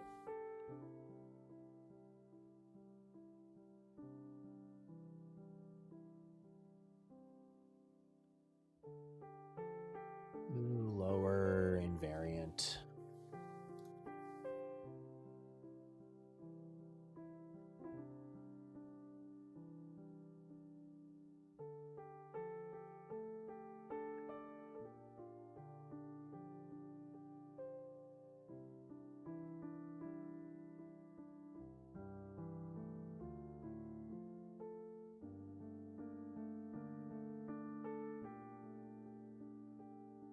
We are concealing what it actually is there. So when we read in a floor file,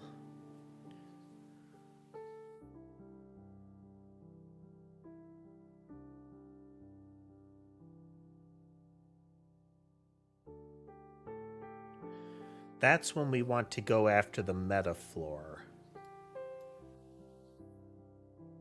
I'm going to put that elsewhere. The file reader isn't looking for that.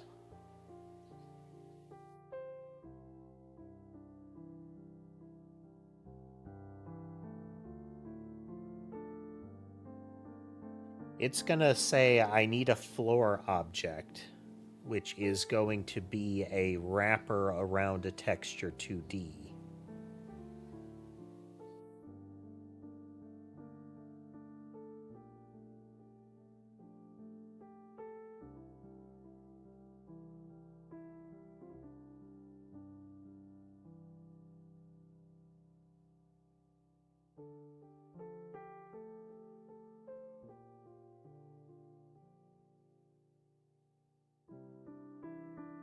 Well, it's going to be looking for...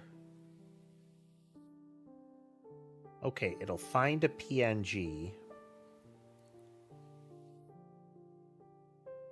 And it can find a metafloor, which is... I just noticed that it's... It sounds like I'm saying metaphor.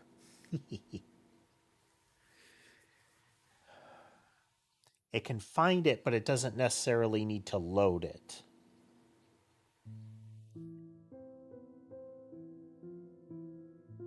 If it can't find it, we need to recreate it. But I can just pull the file directly once I've got a floor object.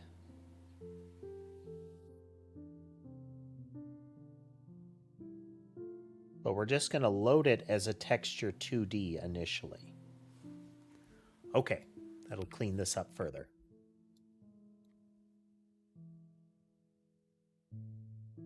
Breaks down here. We don't need you. Okay, we're loading the textures in. Then we're going to load the data in.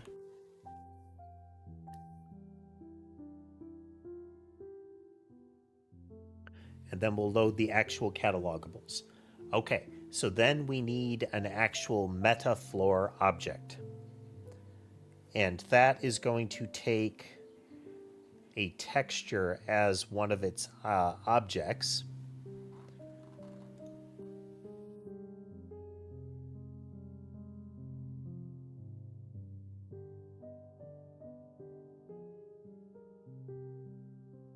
Loading the texture.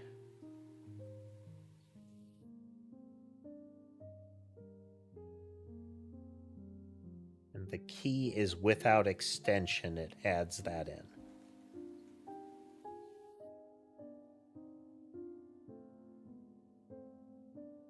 So we would reference the texture by its non-file extension name to add the floor object. Then when a floor object is created, or at least when its texture is set, we're going to query our meta generation thing and say, either I need one, or you need to find it.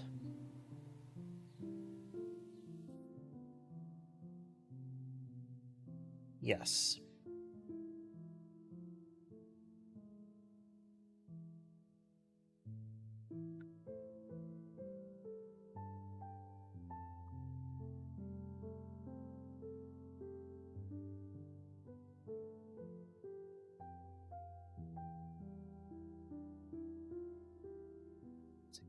Interface, it's part of this.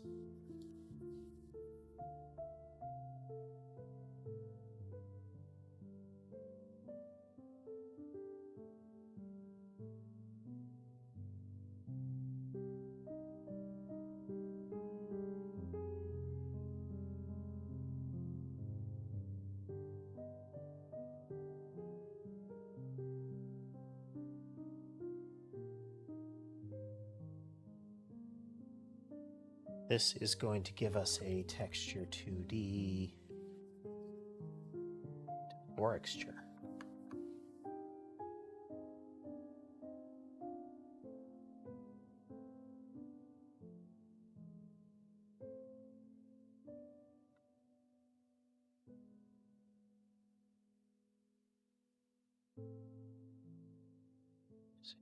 string.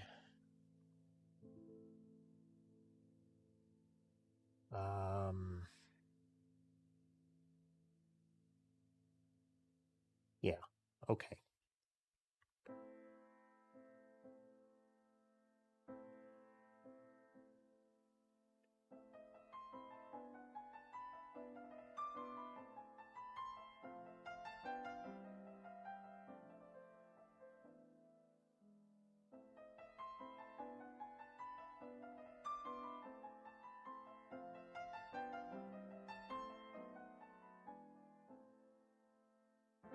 So this would be a key.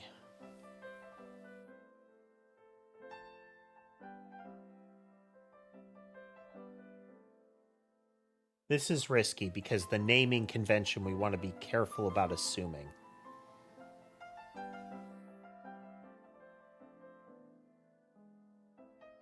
And it won't be a PNG.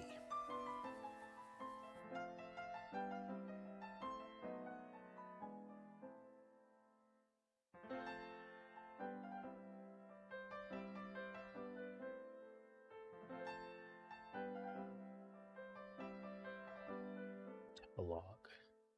While we're in here, log gets in the file reader, and we're going to go up here, and we're going to say EXR extension, EXR, and we'll put you here.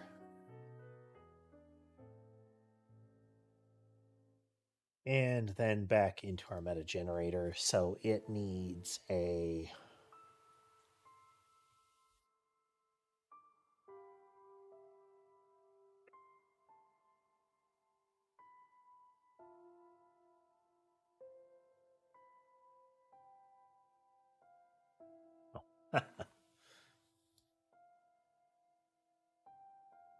okay. Given a given texture key, it's going to get a metafloor, and the metafloor will have a dot notation at the end before its prefix. So it would still be a dot EXR kind of thing.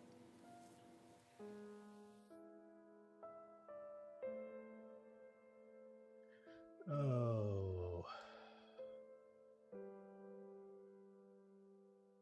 That even work though?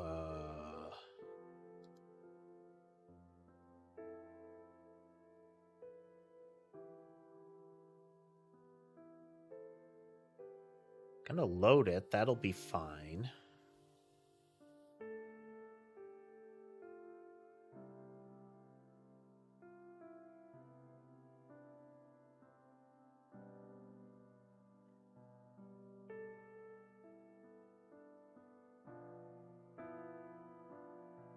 We need a way to be able to denote that this is what the object would be. I would like to be able to obfuscate its suffix.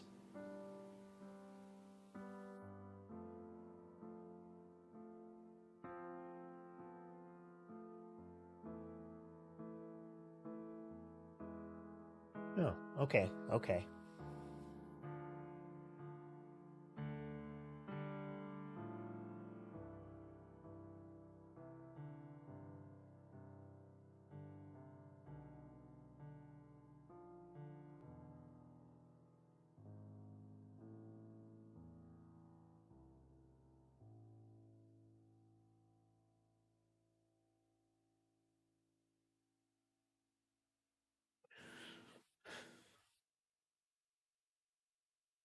It's going to look for a dot floor. A dot floor is an EXR that we generate from the PNG for the floor.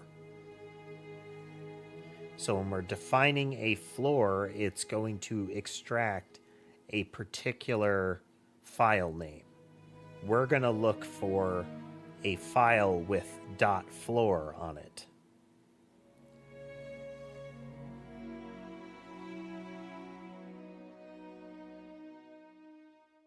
And if it's contained there, I mean, we can just ignore it and load it manually.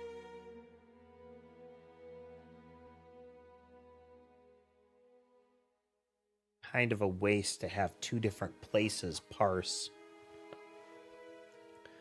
that.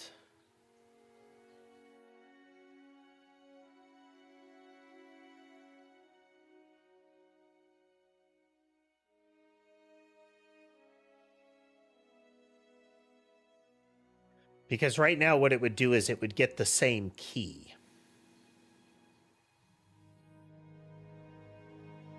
If we were to load it up that way.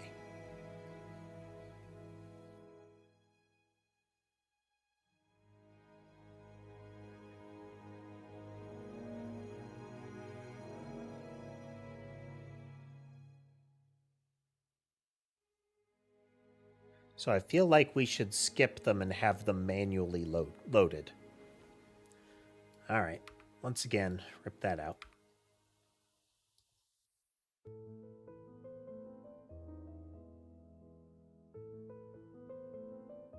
So we're going to do pretty much the same thing.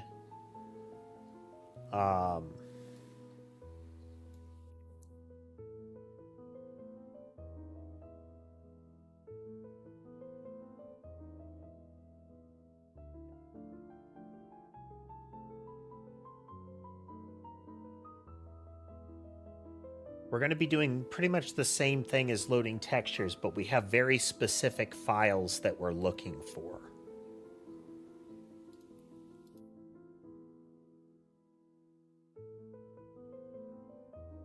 So we're creating a texture 2D from a file. We're going to get that manually. We're going to look at the key and we're going to say, fetch this texture 2D. We're not putting it into a catalogable, we're getting the texture. So that's the first thing that this is going to do. Or that's one of them.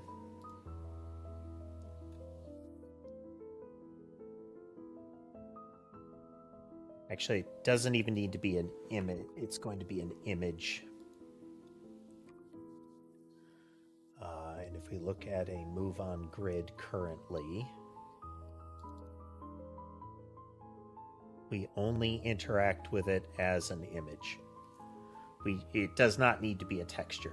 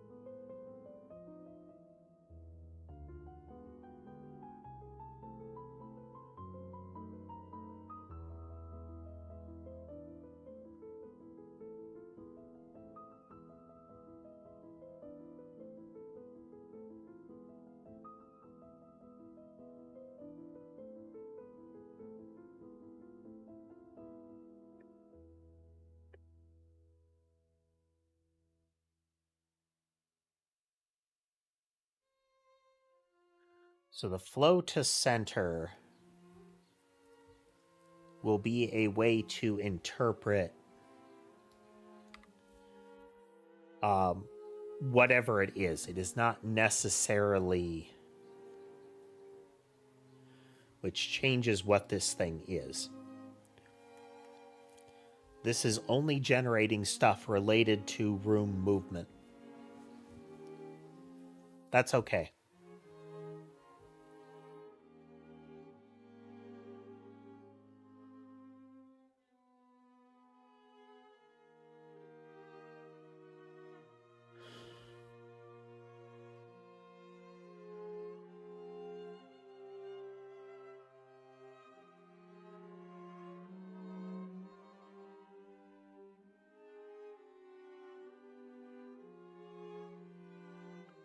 No, we'll do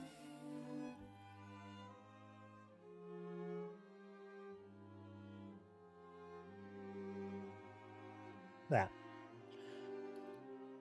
We're generating objects here. We will let something else deal with them.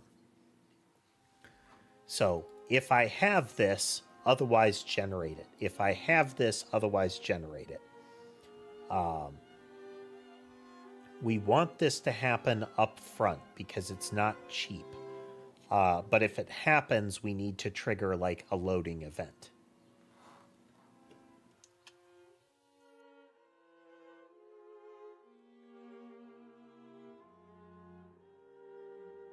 Okay.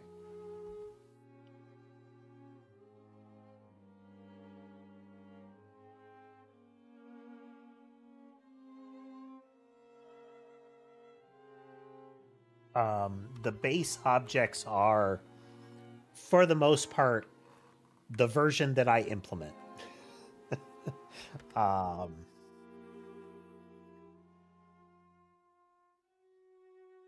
That is, like, base catalog is the catalog that I expect to use in release. But anything else that I write could be for testing purposes.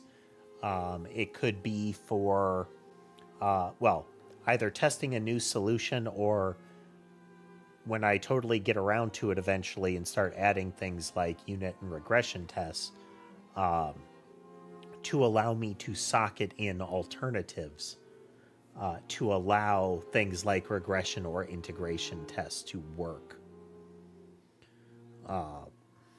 Unit tests are fiddlier in this kind of environment.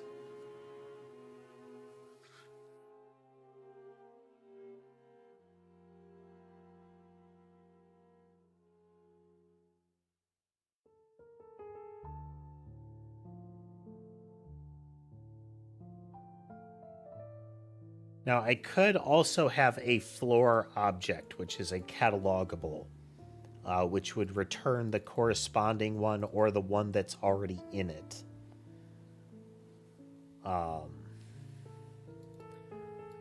But this is going to be for when that kind of object gets loaded, it's going to ask for that information. When that value is set, it is going to go look for it.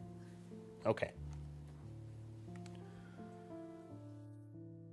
You right now, are you, or you?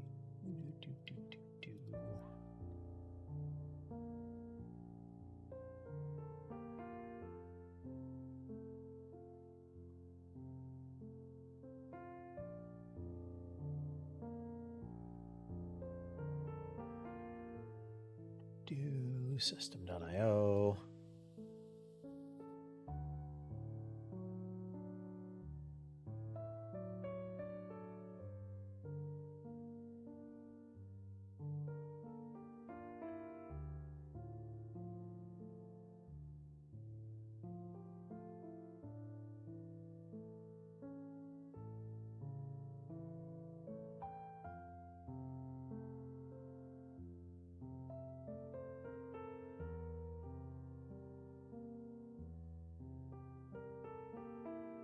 Okay, we're looking for that file.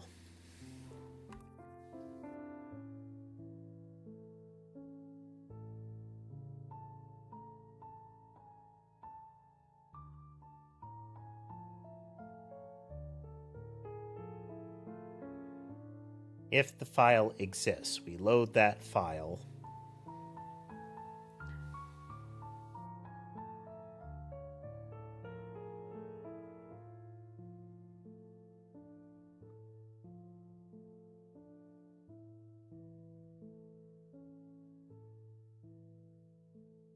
Manage is equal to null. And we return the image.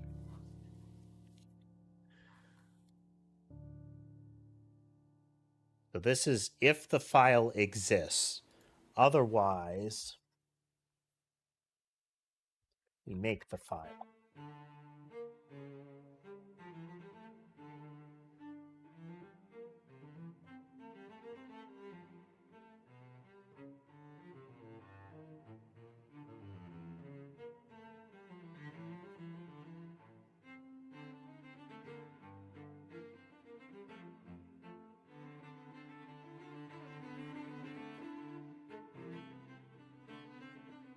If we get the base texture, then we have the starting point for the image if it doesn't exist. So, but we only need that catalog.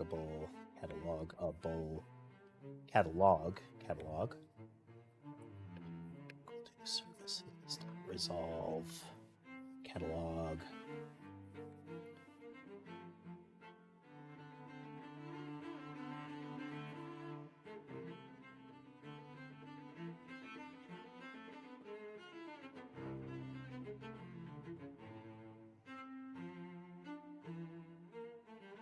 We will already have this texture file, but we need the key to get there.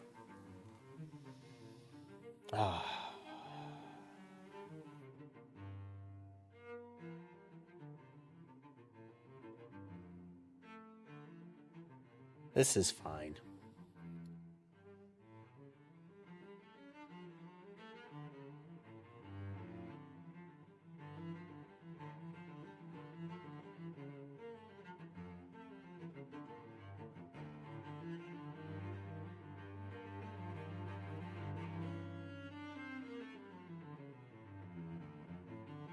If the floor texture does not null.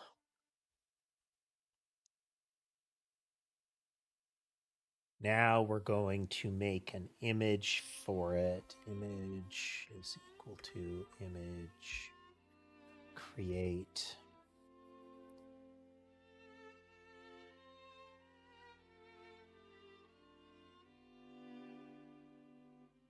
With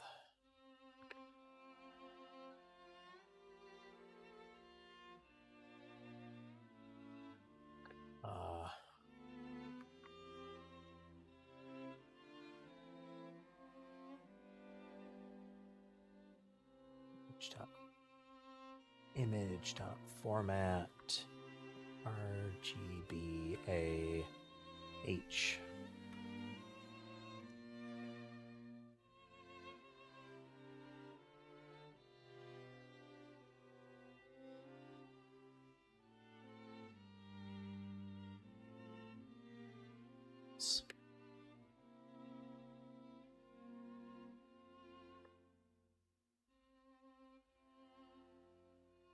Come on.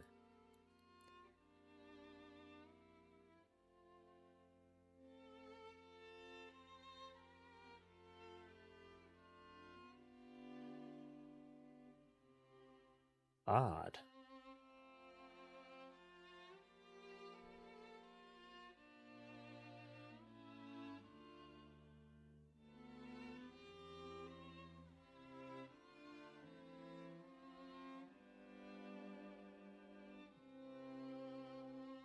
Create empty. That's right.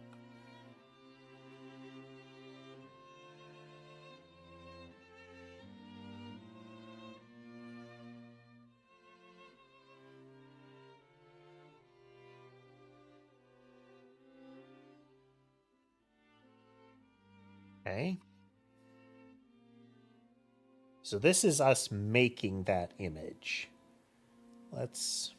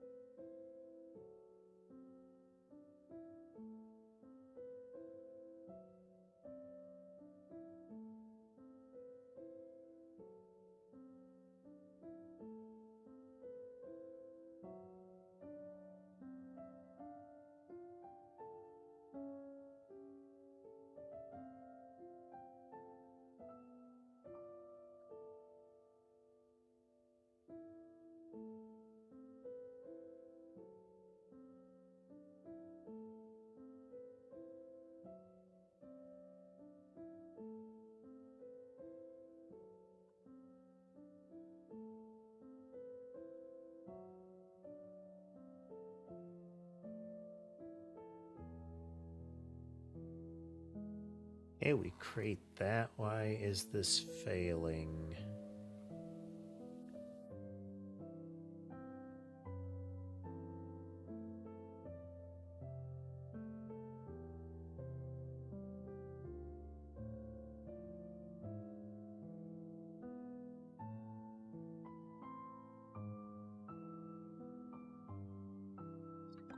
I'll turn the image.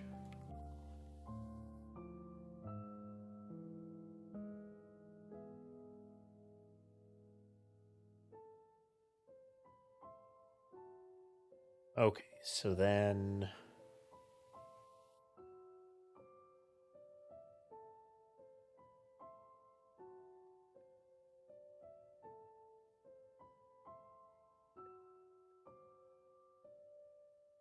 we'll need this.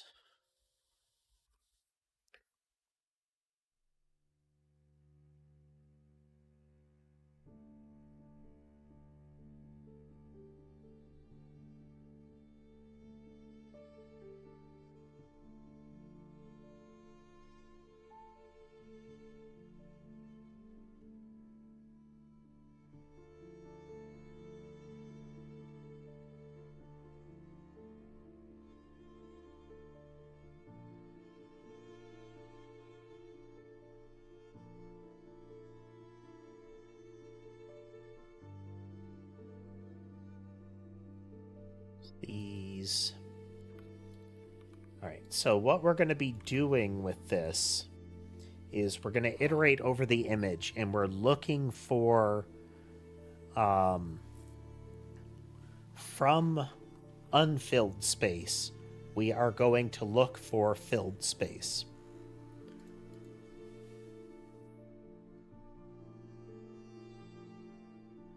And x is 0, x is less than floor width.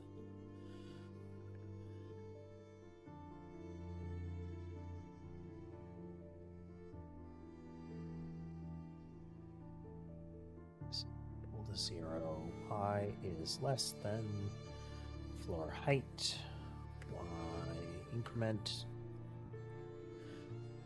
So we're going to iterate over the whole image. And we're going to look a distance around that one. And we are searching for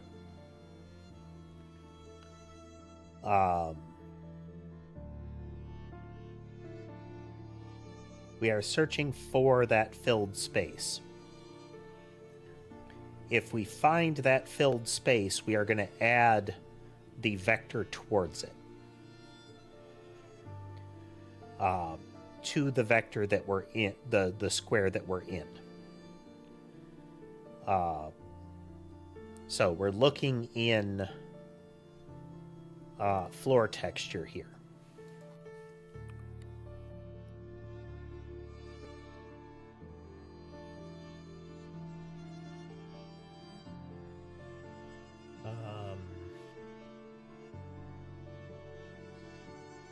Image, floor image is equal to texture, floor texture, dot get image.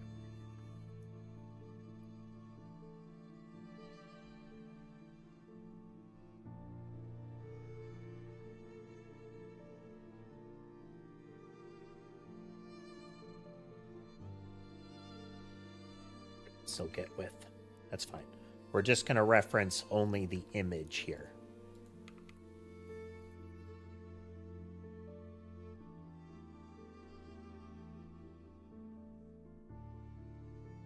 So this is if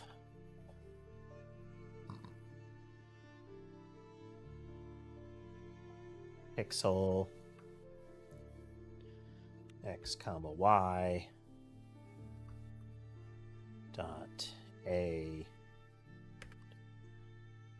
is less than 1.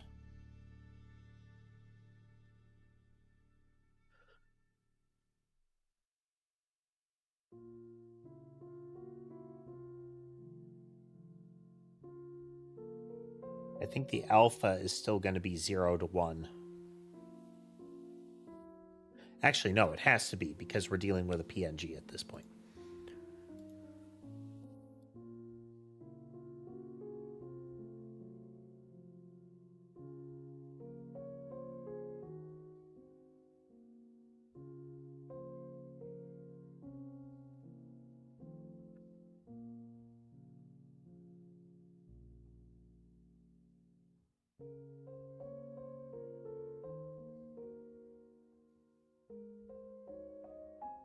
So we have the floor image and we're looking for that empty space.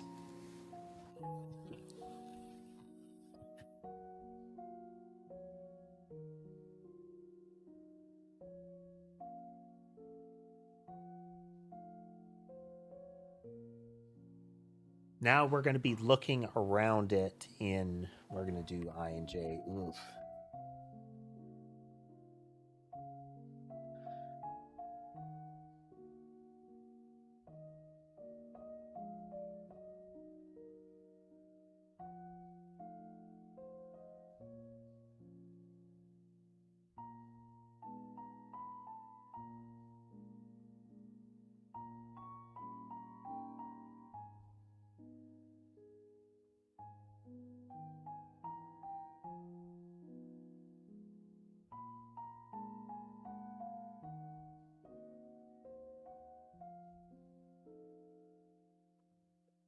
Zero. We'll get to this one in a moment.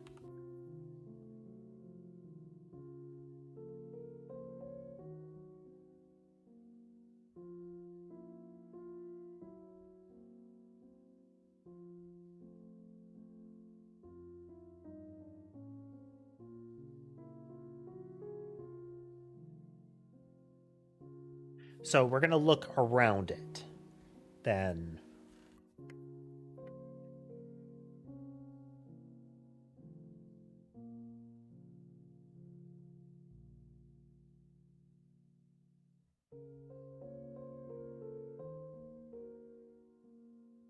vector to all vector.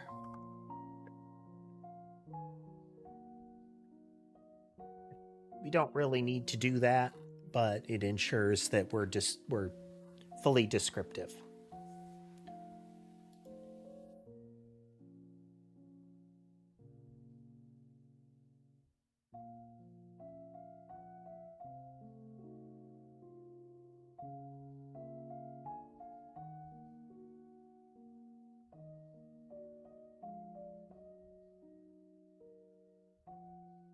Say metafloor set pixel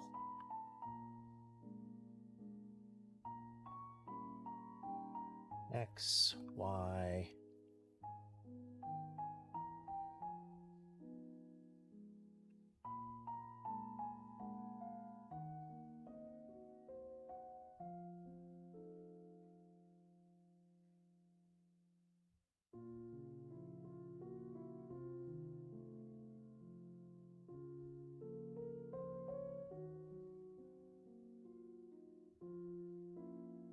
Oh, that's right.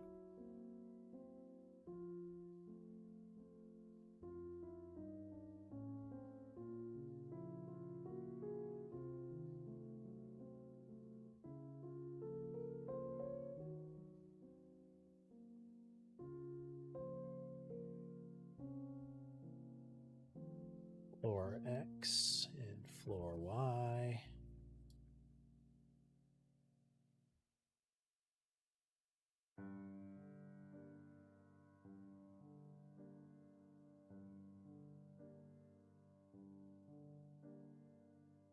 All right, at the moment, we're not using the blue channel on it. We are saying that the alpha is 1. There is something here. And then these are the directions to move off of it.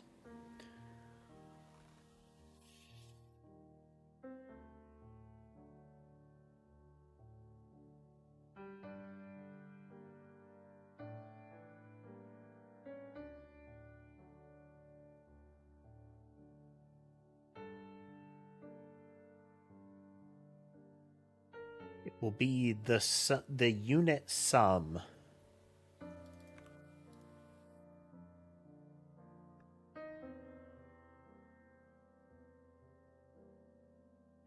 of all of the vectors pointing to it. So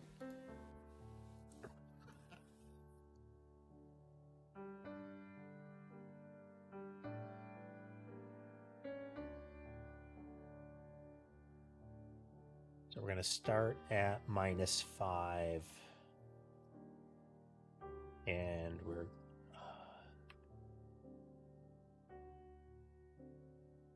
Do the same thing. We're going to look 5 around our target here.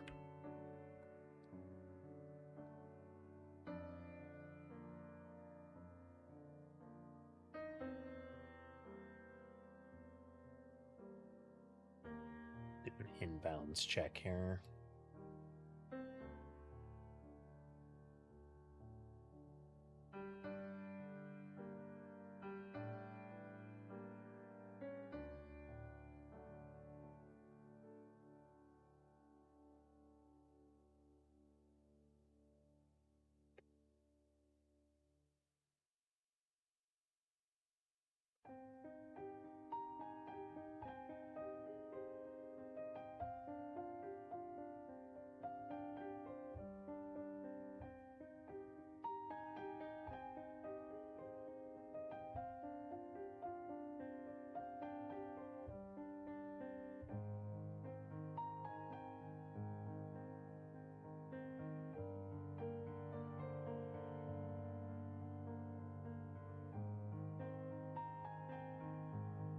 We don't want to limit it.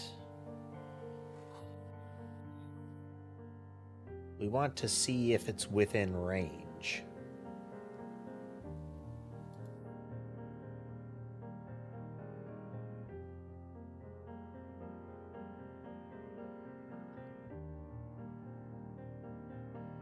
Okay.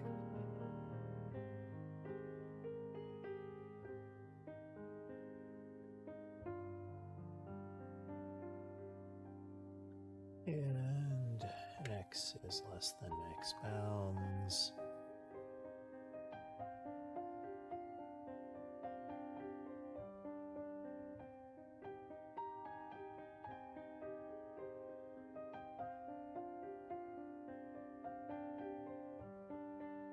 And y is less than y bounds.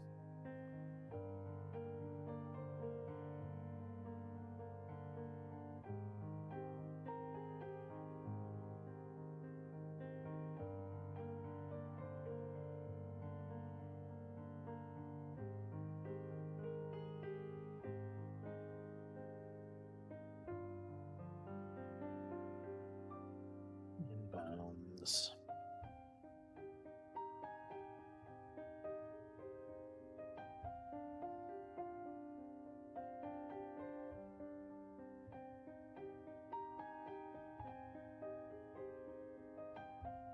Plus search y.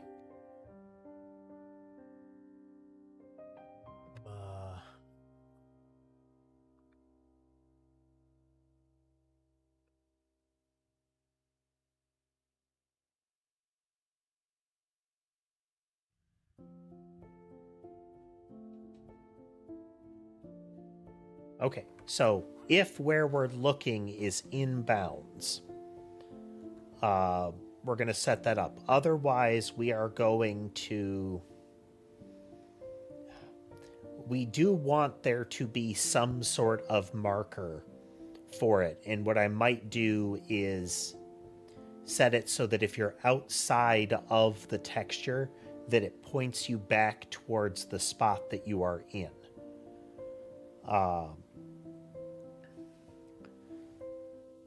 That is, any pixel that is out of bounds adds a to this one to it.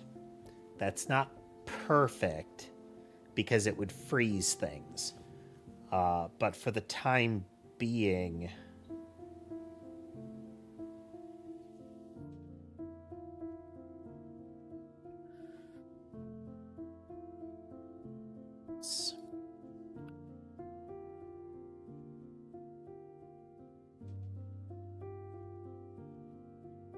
For the time being, we'll leave it.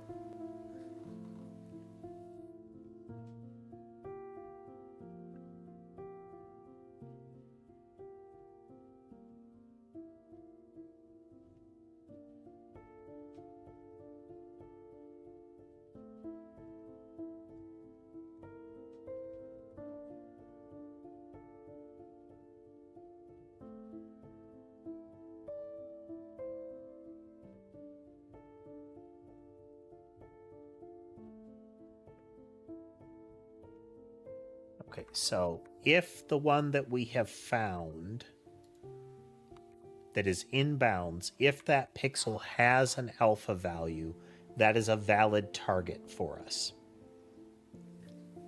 So we are going to add the search, the unit of search X in search Y to that.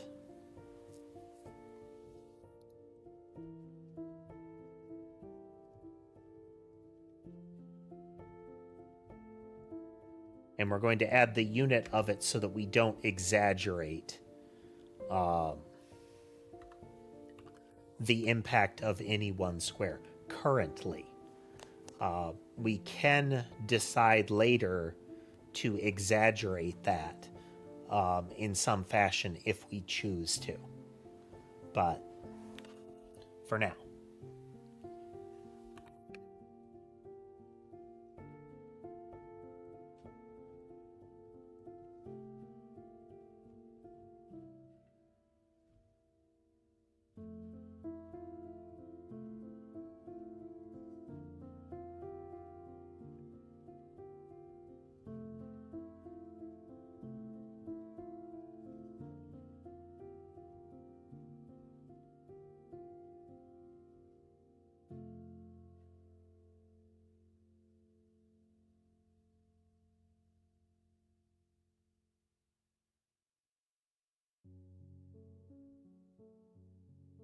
I think that's necessary. Yeah, it's not necessary.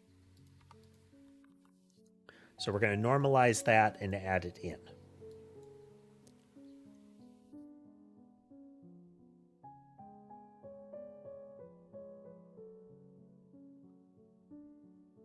Then we're going to normalize the whole thing again, and we're going to set the pixel. Now, that should create a file that is kind of a negative of it.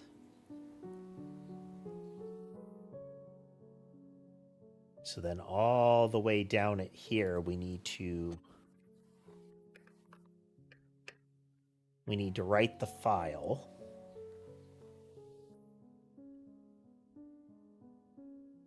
Then we can return it.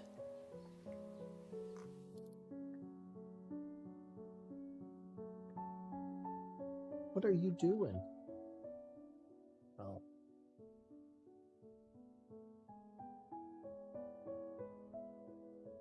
Clean that up. This guy had a hairball.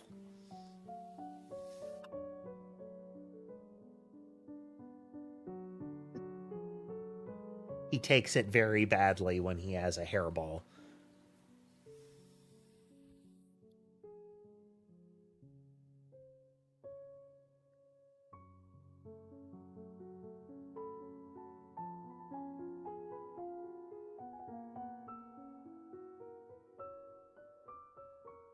So we are going to get that file open again. Move on grid. So we have an image, and we are going to save XVR.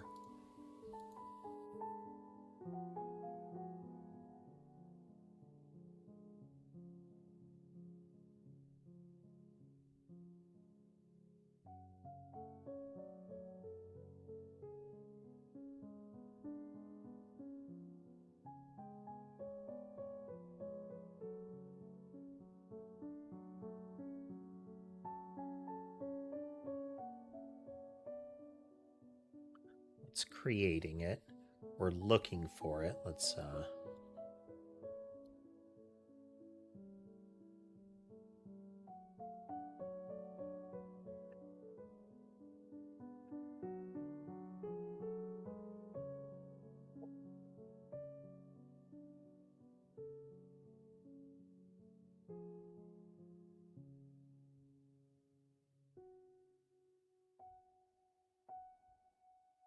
okay. So then if we write it,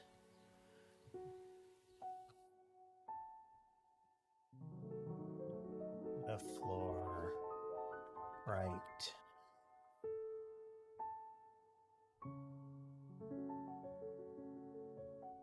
Save EXR, texture key plus floor extension.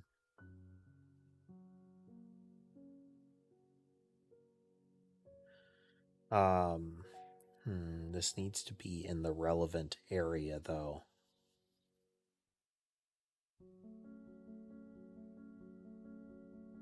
We would want to get this once we have...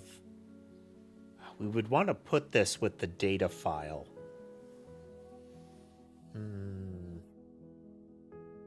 That's tricky. That's tricky. Okay, we're going to take a quick break, clean up after Sky, and get up and stretch. So be right back and we'll continue.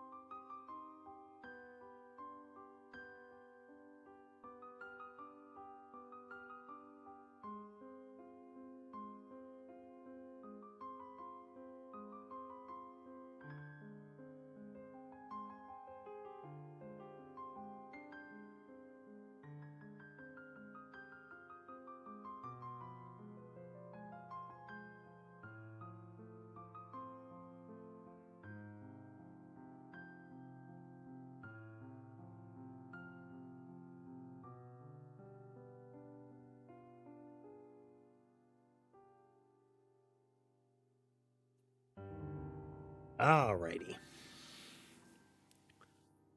So what we want to be able to do in this is be able to put the files in the relevant location. So just saying, does the file exist isn't going to help us.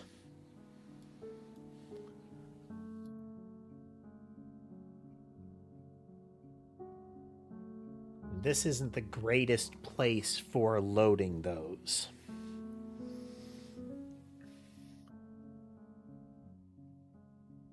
So we're only going to have the key at this point.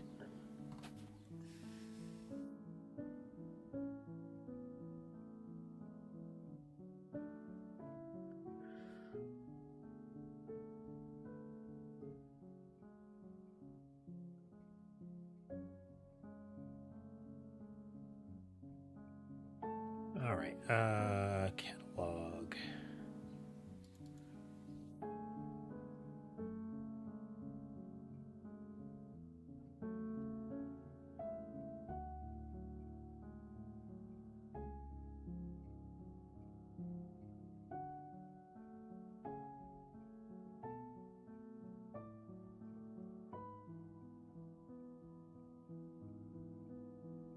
Base catalog.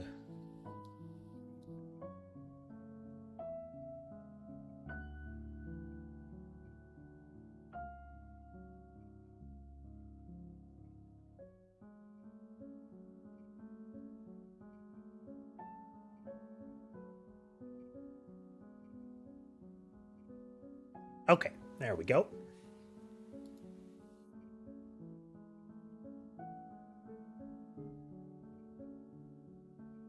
So we now have a catalog. We're saying, okay, look for the file.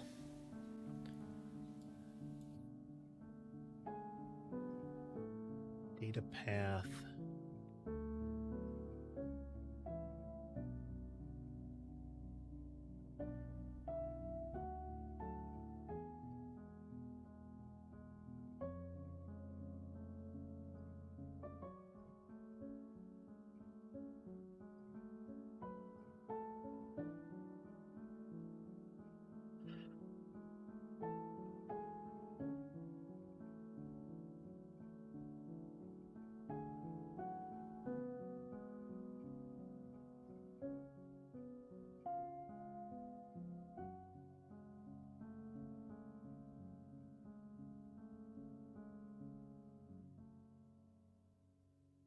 We know that this is a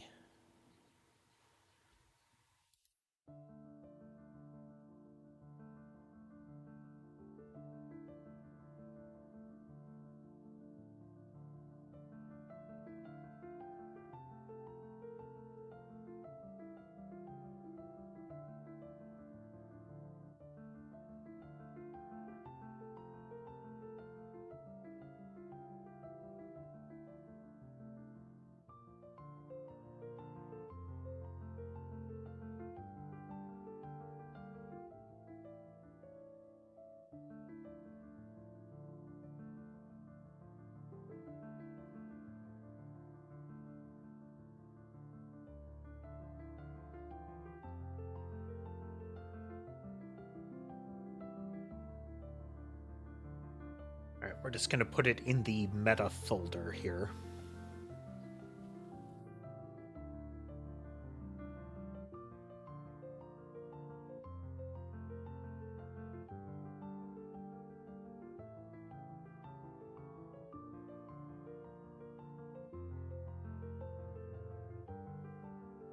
We'd have to get the catalogable, so this is a protected string.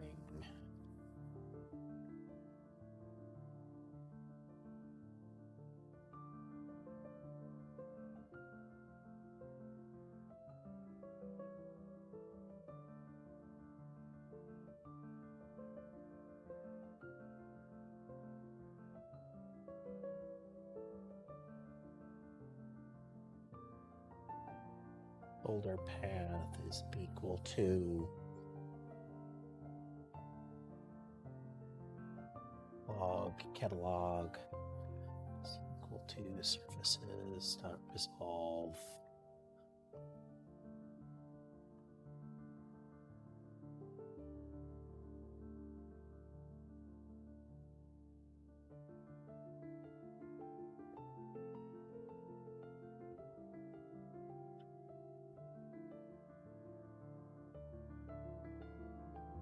So then we're going to try to, if it exists, say meta folder path plus file.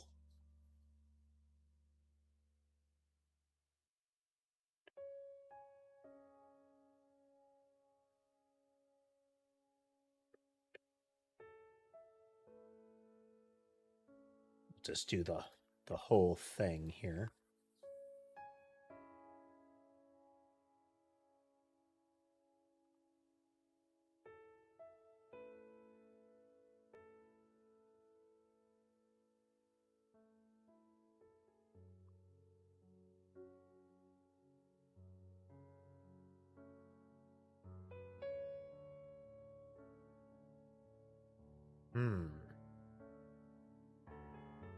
Create that.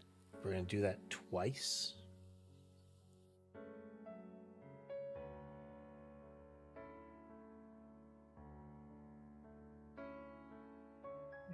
String.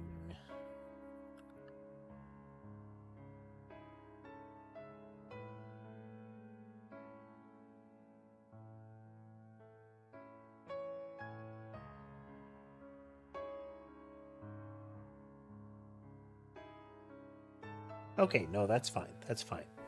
And get that. We're going to create that, which this is going to be.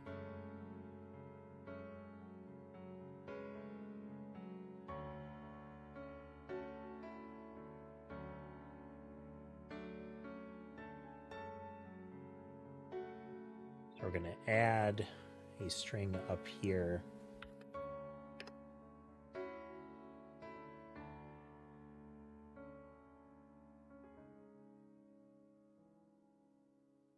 There we go.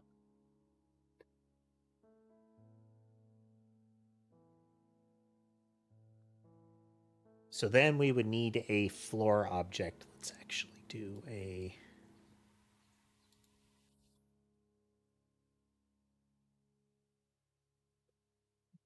and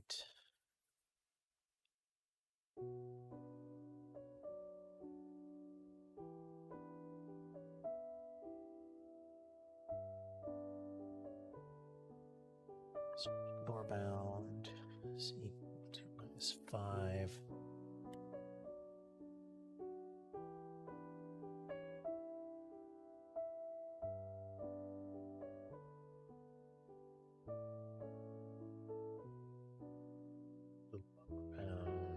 Upper bound. Moving those magic numbers.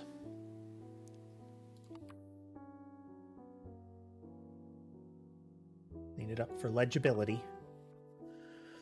We are in the process of formalizing actually creating these.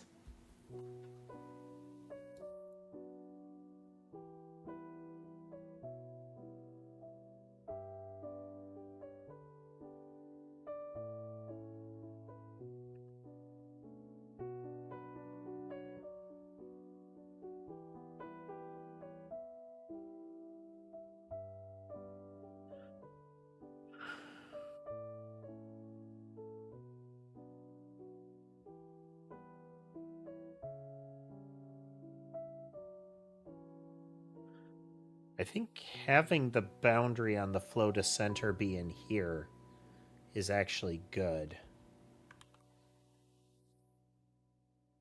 As in...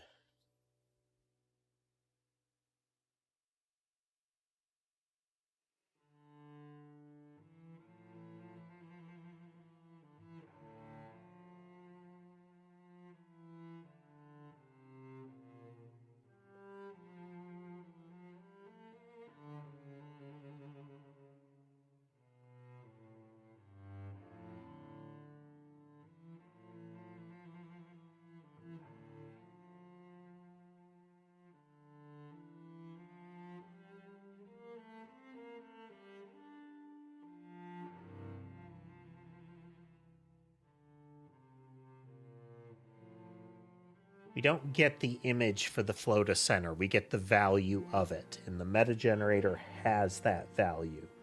Otherwise, we need to create an object that wraps the flow to center, and I don't think we need that. Same with the meta floor.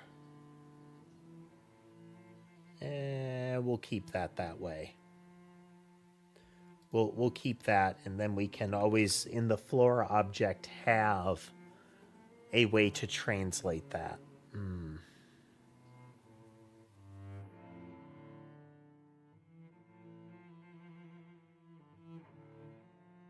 We'll work on that one. This is generally fine, I think, but it still feels like an implementation thing.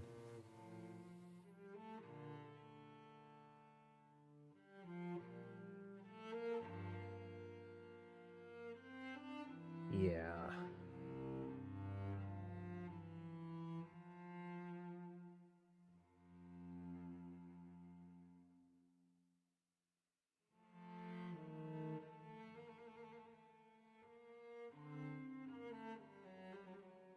Because we don't...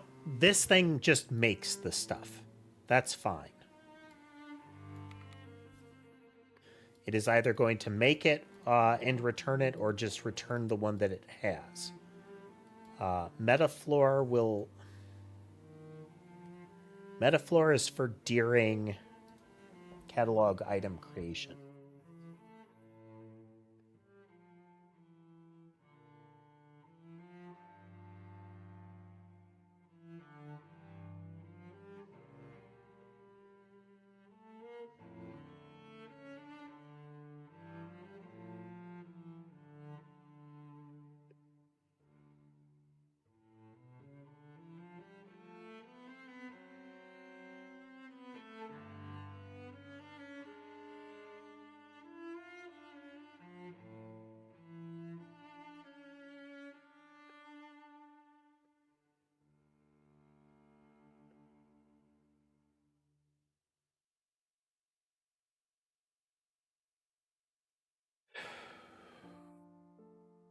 So this is just during creation.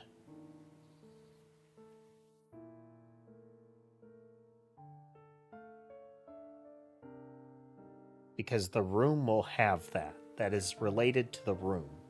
This is related to anything that cares about it. Hey there, Fluff. Welcome.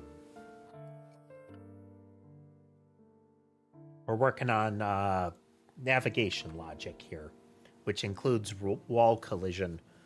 A lot of the stuff that we're having to do for this is really custom. Well, hello, Hugo, as well.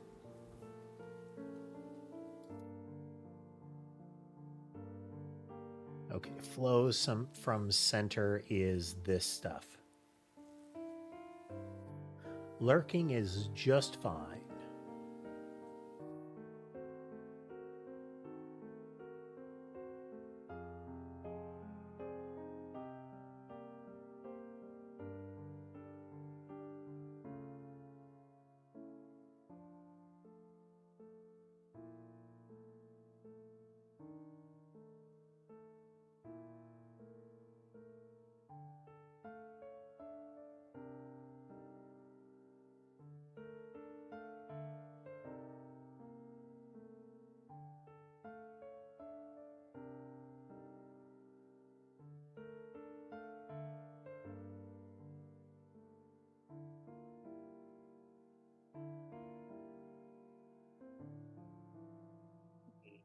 To take all of these and mirror them over.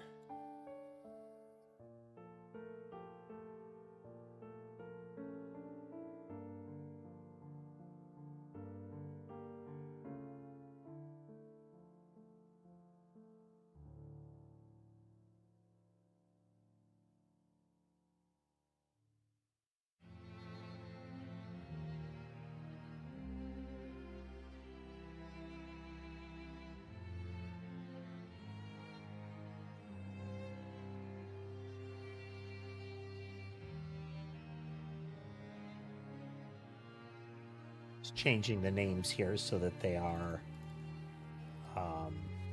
not vague given the various contexts here.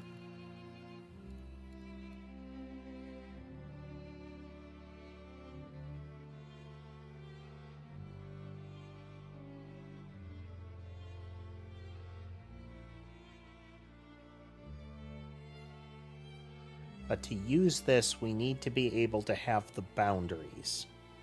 If we get the flow map, we have the boundaries. Okay.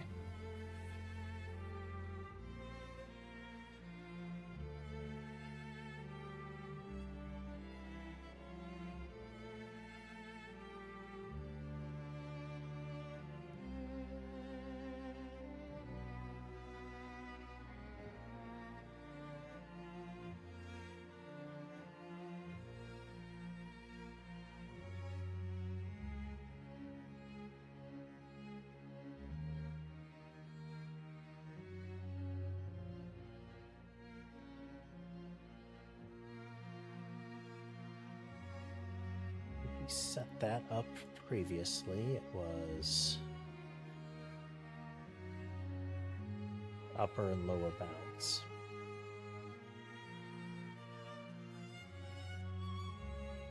We are going to want that metadata in there, but it is extractable.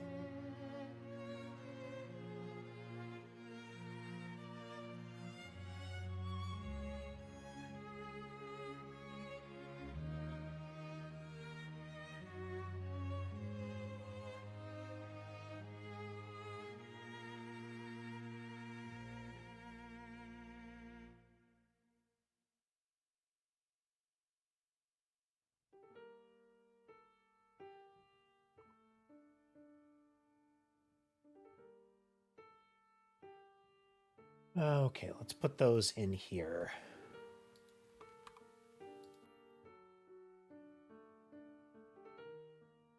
Flow to center gives you the dimensions, but it feels like I should just request those.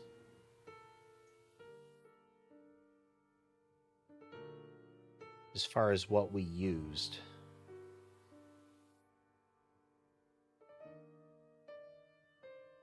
We'll leave that be. Again, we'll have whoever is consuming this can do whatever they want with flow to center.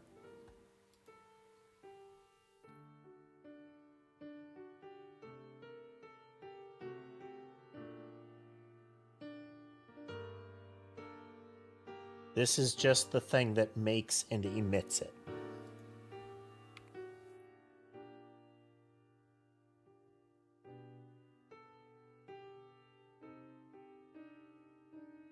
New vector 2, which will have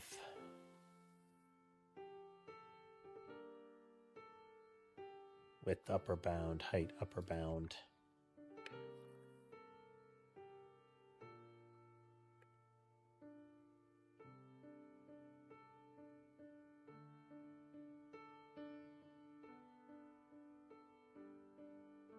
Turn the flow image. Okay.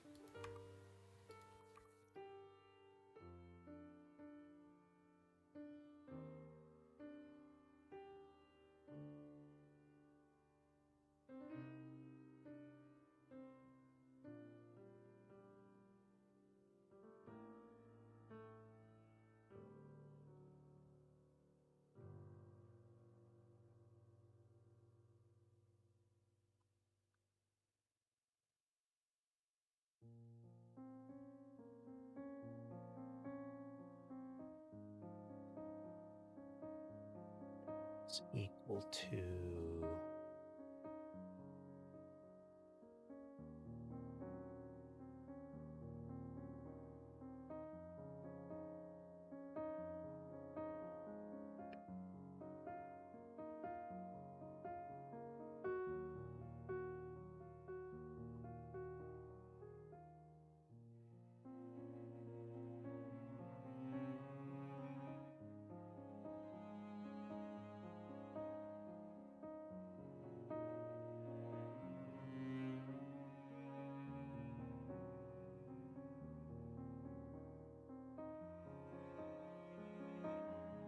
so then this one is the flow to center path is equal to the meta folder path plus the flow to center, the flow file.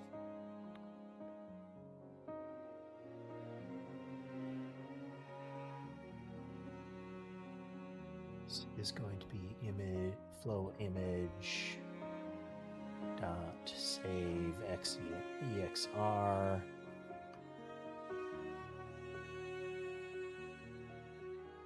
Using that path.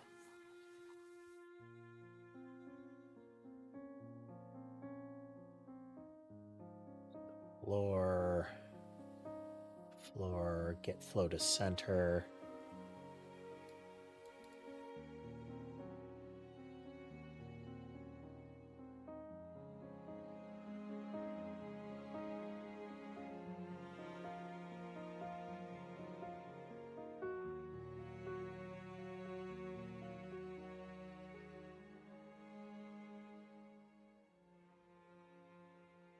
This one is going to stay here. Yeah.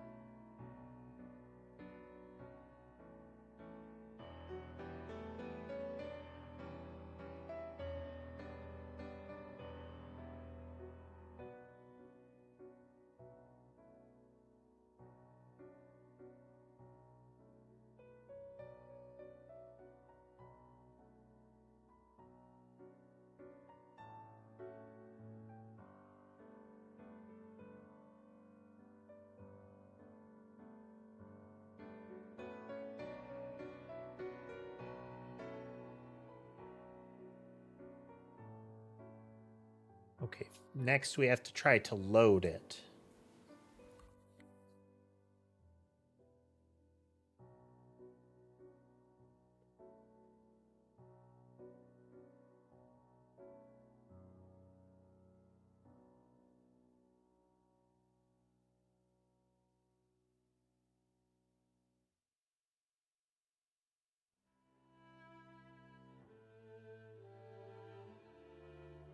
If file.exists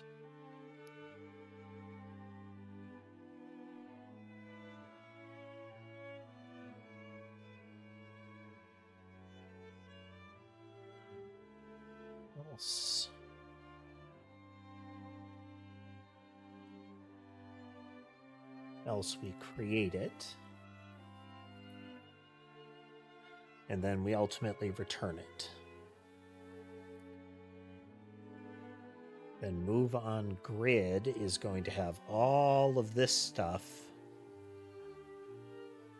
pulled out.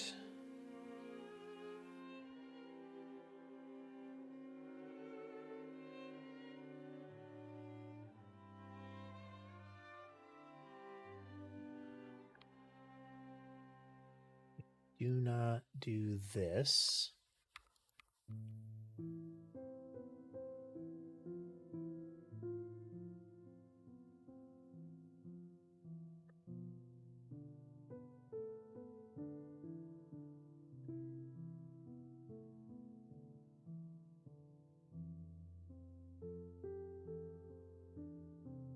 There's our grid position.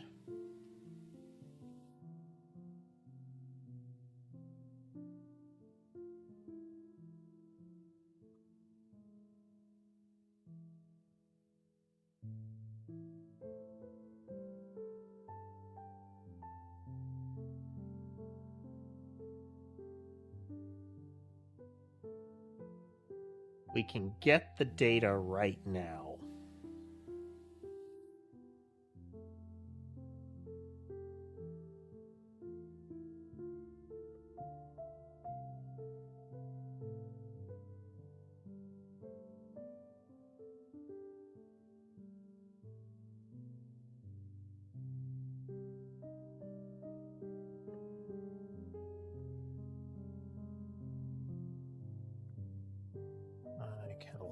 catalog.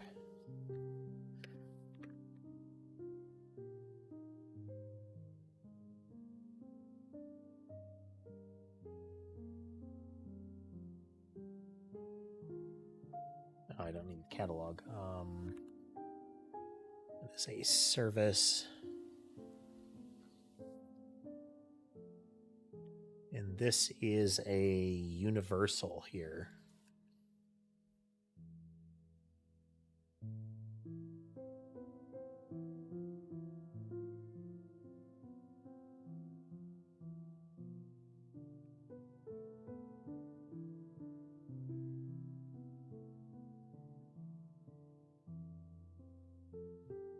Grid is going to say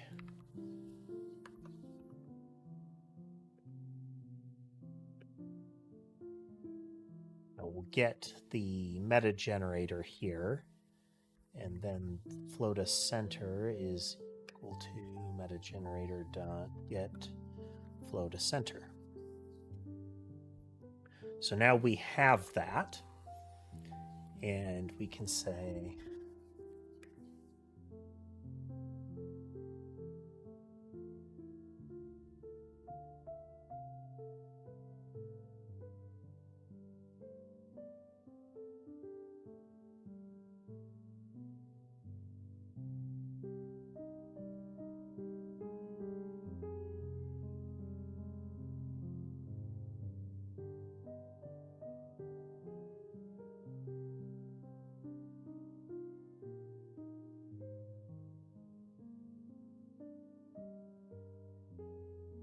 okay, we're going to replace all of these.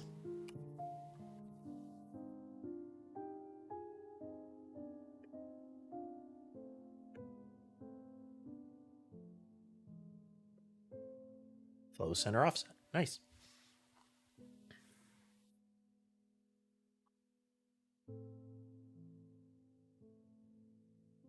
We don't care about the height and width anymore, do we? Inbounds. Yeah.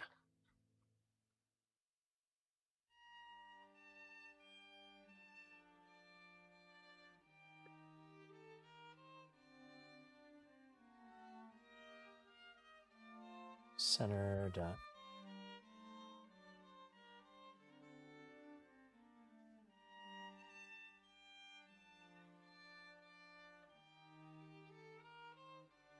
Width divided by 2.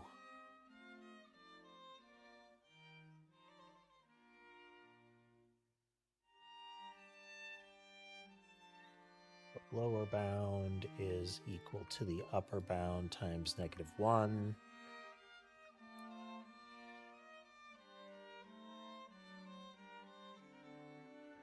Then we'll do the same thing with the height.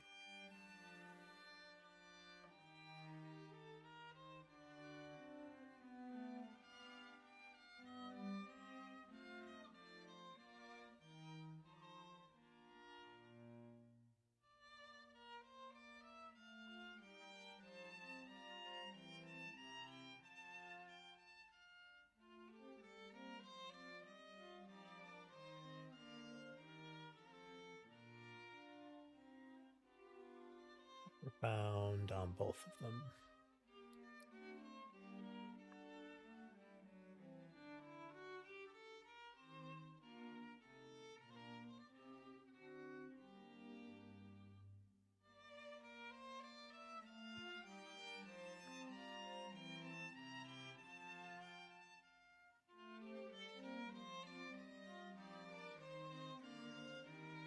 Just stuff explodes.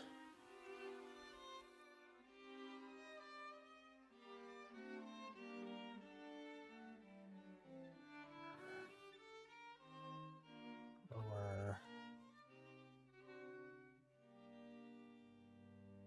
Upper, height lower.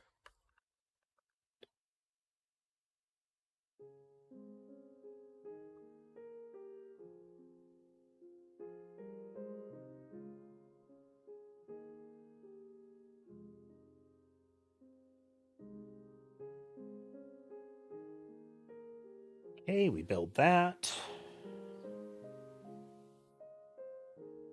We try to run that.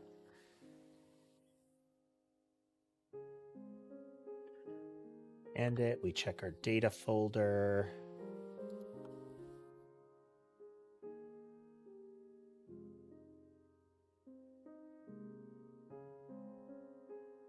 First, we're going to get rid of test and import there.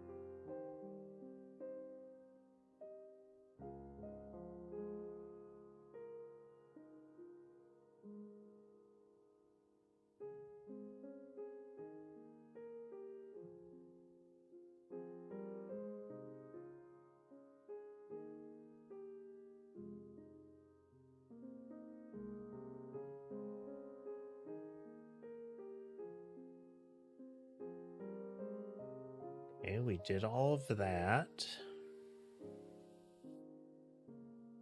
Flow image exists. We save it to file, and it should be in data meta flow, but we don't have that, which implies to me that we are getting an error. I think I know what it is. It's that the directory doesn't exist.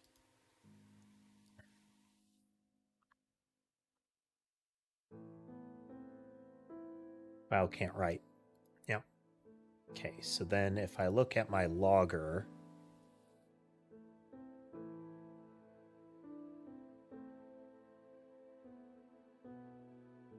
that I just need to find, there it is. Create directory.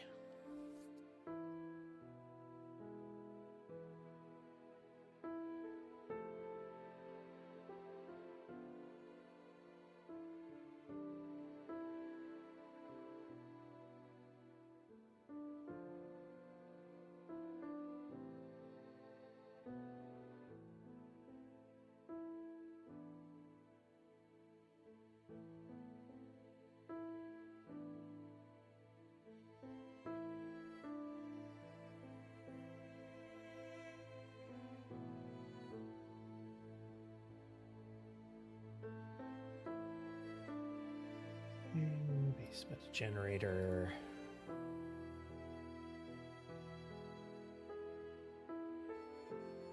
Use our meta folder path.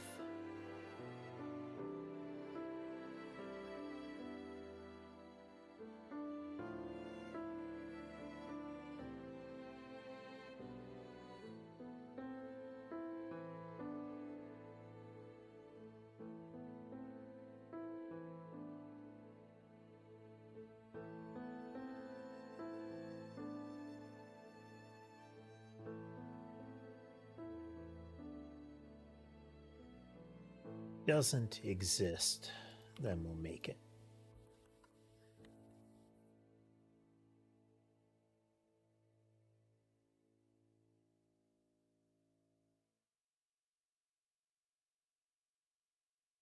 Okay.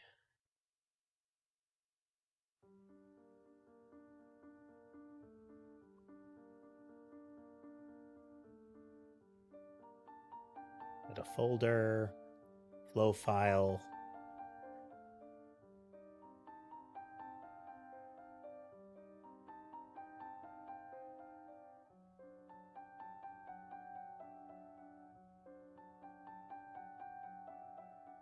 So then if I go in here,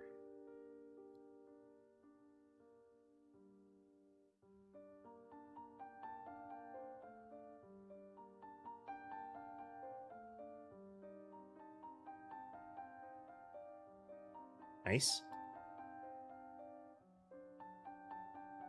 Effectively the same file.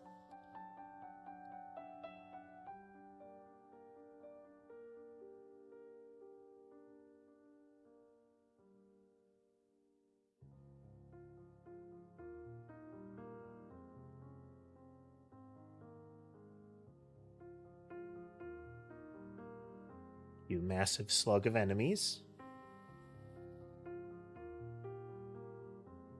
Run down to here.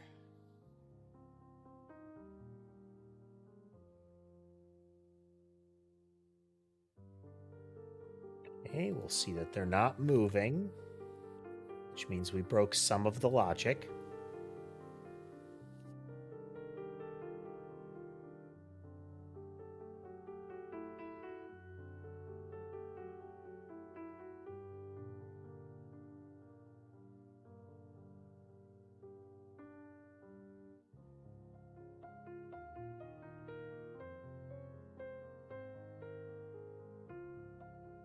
Failed to load image.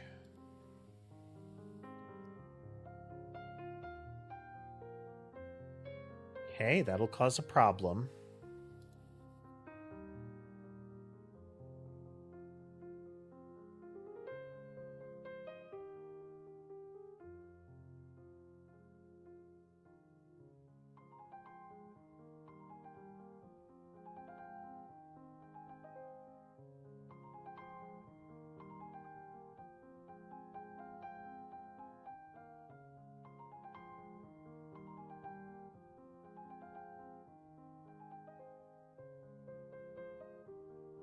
Okay, we aren't getting the image.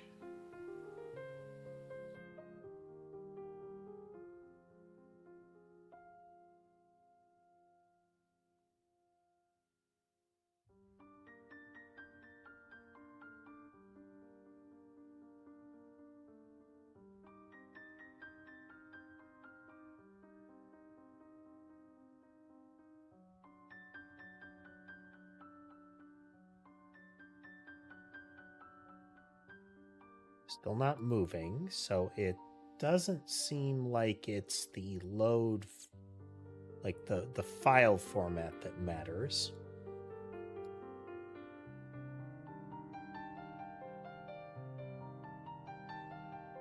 No, we're actually getting a file. Okay, that's good.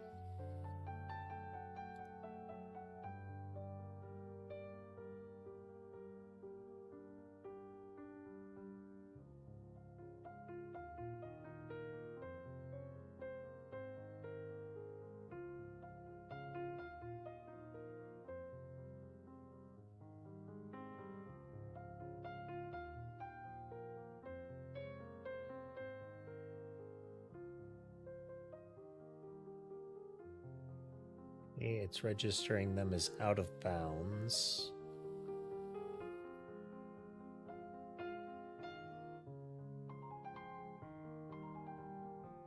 Okay, but it shouldn't because those are well within bounds.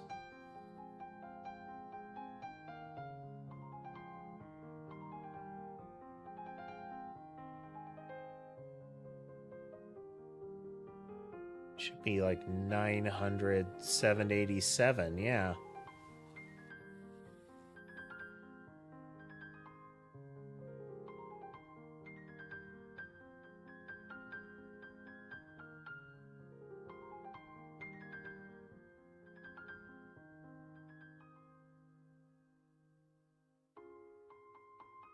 Oh.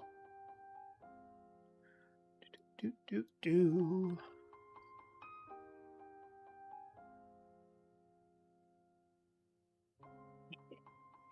Had it backwards.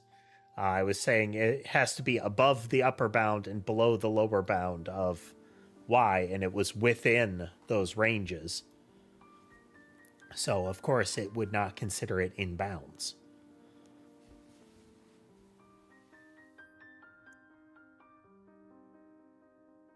There we go.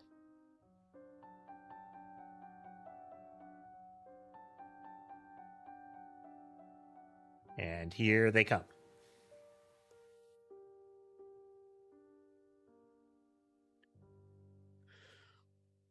So again, for those that haven't seen this before, there are 10,000 enemies in that ring there.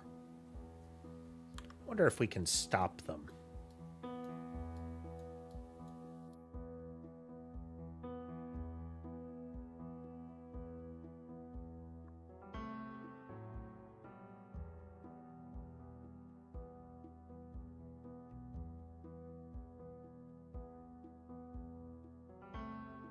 We are generating about 3 to the 7th mice which home to a target and bounce off a target on their first hit. So they'll do damage and reflect. There are going to be more blobs, but each mouse can take out 2 blobs at a time. With some wiggle there, because there can be multi-collision. Most of the logic should prevent that, but...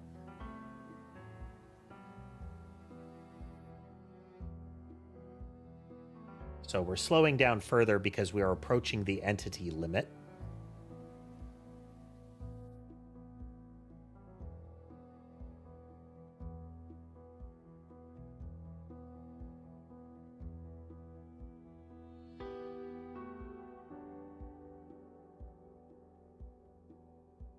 It is culling them very quickly, but not quickly enough.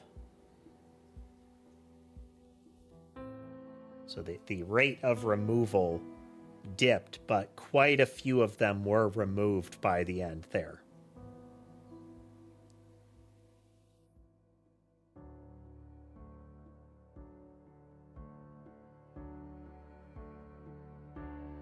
So the homing mice aren't fantastic for that because to get so many of them, we have to spread them out.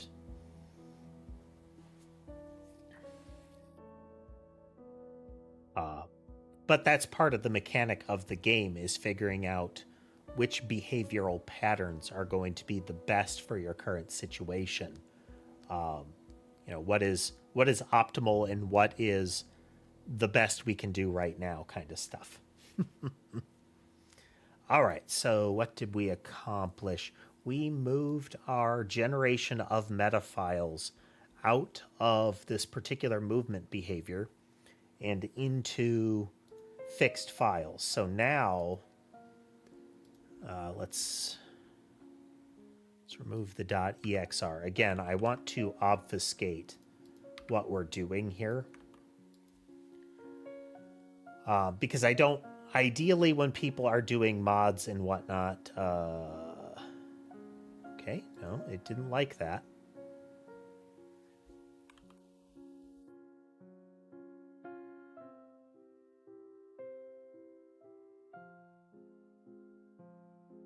Didn't like that. Okay, it depends on the file extension. Oh well. In theory, messing with the flow file would break the game. If I become worried about that, I'll fiddle with it. You'd think there would be a way to force it.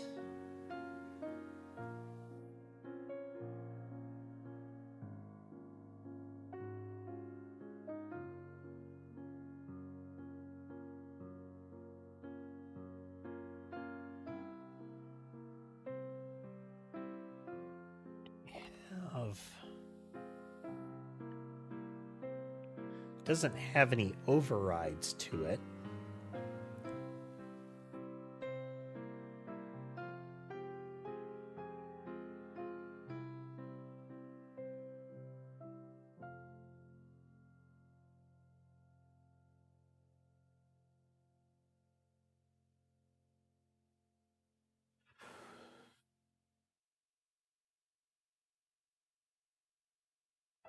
If we got the raw bytes of the file and stuffed it in using that data, we could do that, but we don't have the raw height and width.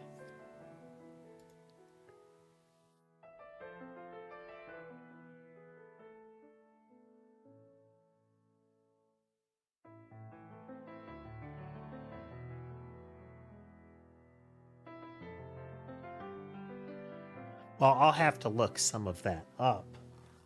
Check something here.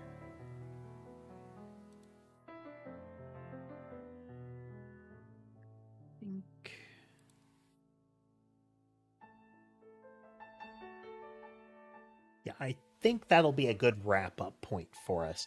I do need to look at this a little further because, like I said, I kind of want to obfuscate this. Let me check this actually before we get done.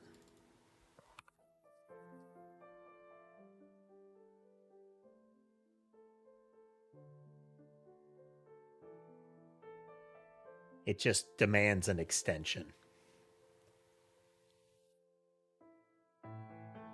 Well, let's verify that it just demands an extension. There we go. There you go. The operative file is now flow.flow.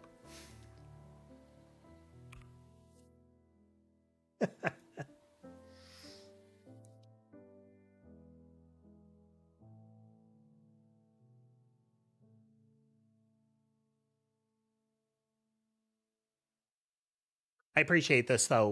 Like I said, we have 10,000 collidable objects going right now. And we're still getting about 20 frames a second. Visual frames. Physics frames are going slower than that, but the game is still operable in this state. And this is the outer edge. This is, like I've said before, calamity case. Hey, you. Hey, you. Me checks.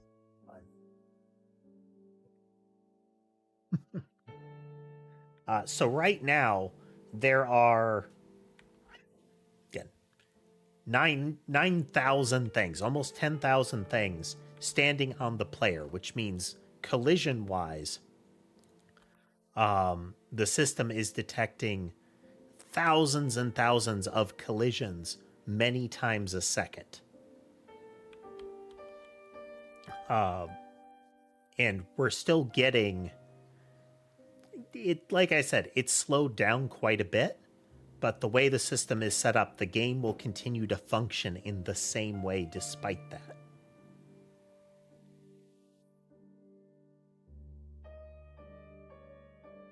But yeah, this is the basis. What we're doing here is the basis for getting the collision map in place for the rooms.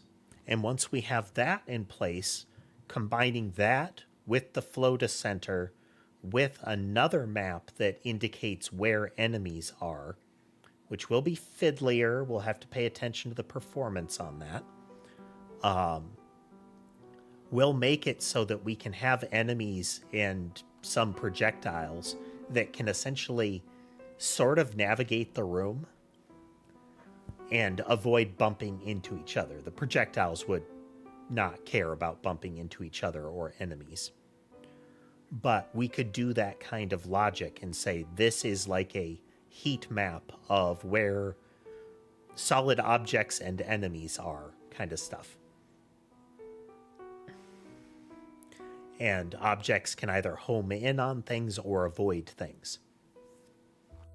For example, like projectiles that home, instead of saying, I will target something and move directly to it, they emit out in a direction, but then they sort of gravitate when they're within range of an enemy, kind of a magnetic effect.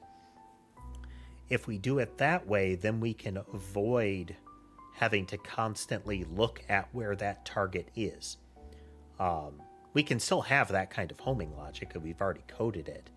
It's that the idea of you almost have like space mines kind of stuff, is you get too close to it and it pursues you kind of thing. That would work for enemies, that would work for the player's bullets, all kinds of fun stuff. But yeah. I think that's a good stopping point. Let's get our wrap up there. Like I said, we made progress. Not as much as I'd hoped because we had to do more debugging, as is normal, as we are wont to do. Anyway, before I get on a tangent, we are going to try to be on schedule this week. Next stream should be on Wednesday, and then we're going to try shoot for Friday and Saturday. Mostly code. I am looking at the pile of games that I might be starting soon. I do intend to try to get one of those. I intend to try to hope to. I want to start one of those this week. So we've got a pile of investigative games, which are lots of fun. At least for me. I hope everybody enjoys watching along. If there are other things that you think would be a good fit for the channel, the Discord server has a suggestion box for words and things.